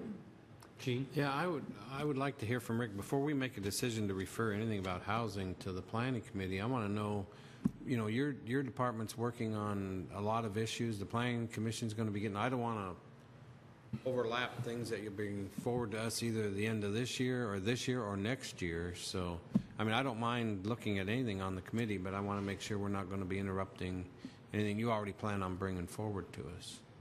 Well, my understanding is using a similar format. The planning committee has been using fact-finding, inviting folks in, gathering facts, formulating positions, and that would be brought forward. Those kind of council committee sessions are less labor-intensive. For staff, we're able to be there and help frame and respond to questions. It's the recommendations at the end. However, at this time, I think it's probably prudent, because it's in everyone's mind, that we do start looking at those issues more fully and come back with broader recommendations to the full council. So still have a motion to refer to committee before us. Terry? Oh, yeah, I was just going to say, you know, I thought that this forum was a good forum. There was good, you know, some good comments, and the panel was excellent and things. But I do caution, one, I think it's important that we listen to everyone that comes through and the comments, but I caution trying to base our policy on who we get out to a specific general forum because I know a lot of people that if we were talking about specific policies that Rick and his staff are working on, and we're looking at those policies, might be out for that, but not just on a general housing thing, don't turn out. And, you know, and my hat goes off to the tenants union and stuff. They did a marvelous job of getting their people out and organized to get them out. And there were great comments and questions. But I do caution us basing, directing staff to develop policy based on a town hall meeting. You know, I think it doesn't necessarily represent all the time broader views on many different issues. Pinky?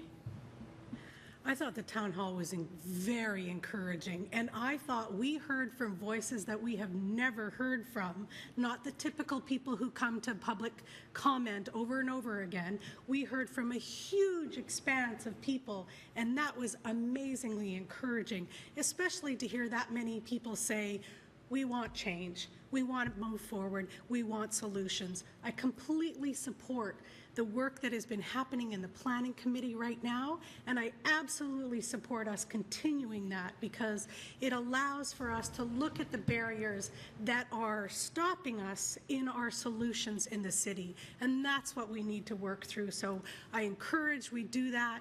It will allow for those conversations, and I support that because we need to look for solutions, and what you're doing in the planning committee right now is a great step forward, so I definitely support that. So to restate the motion is to refer the issue of the questions and possible responses from the town hall meeting to the planning committee.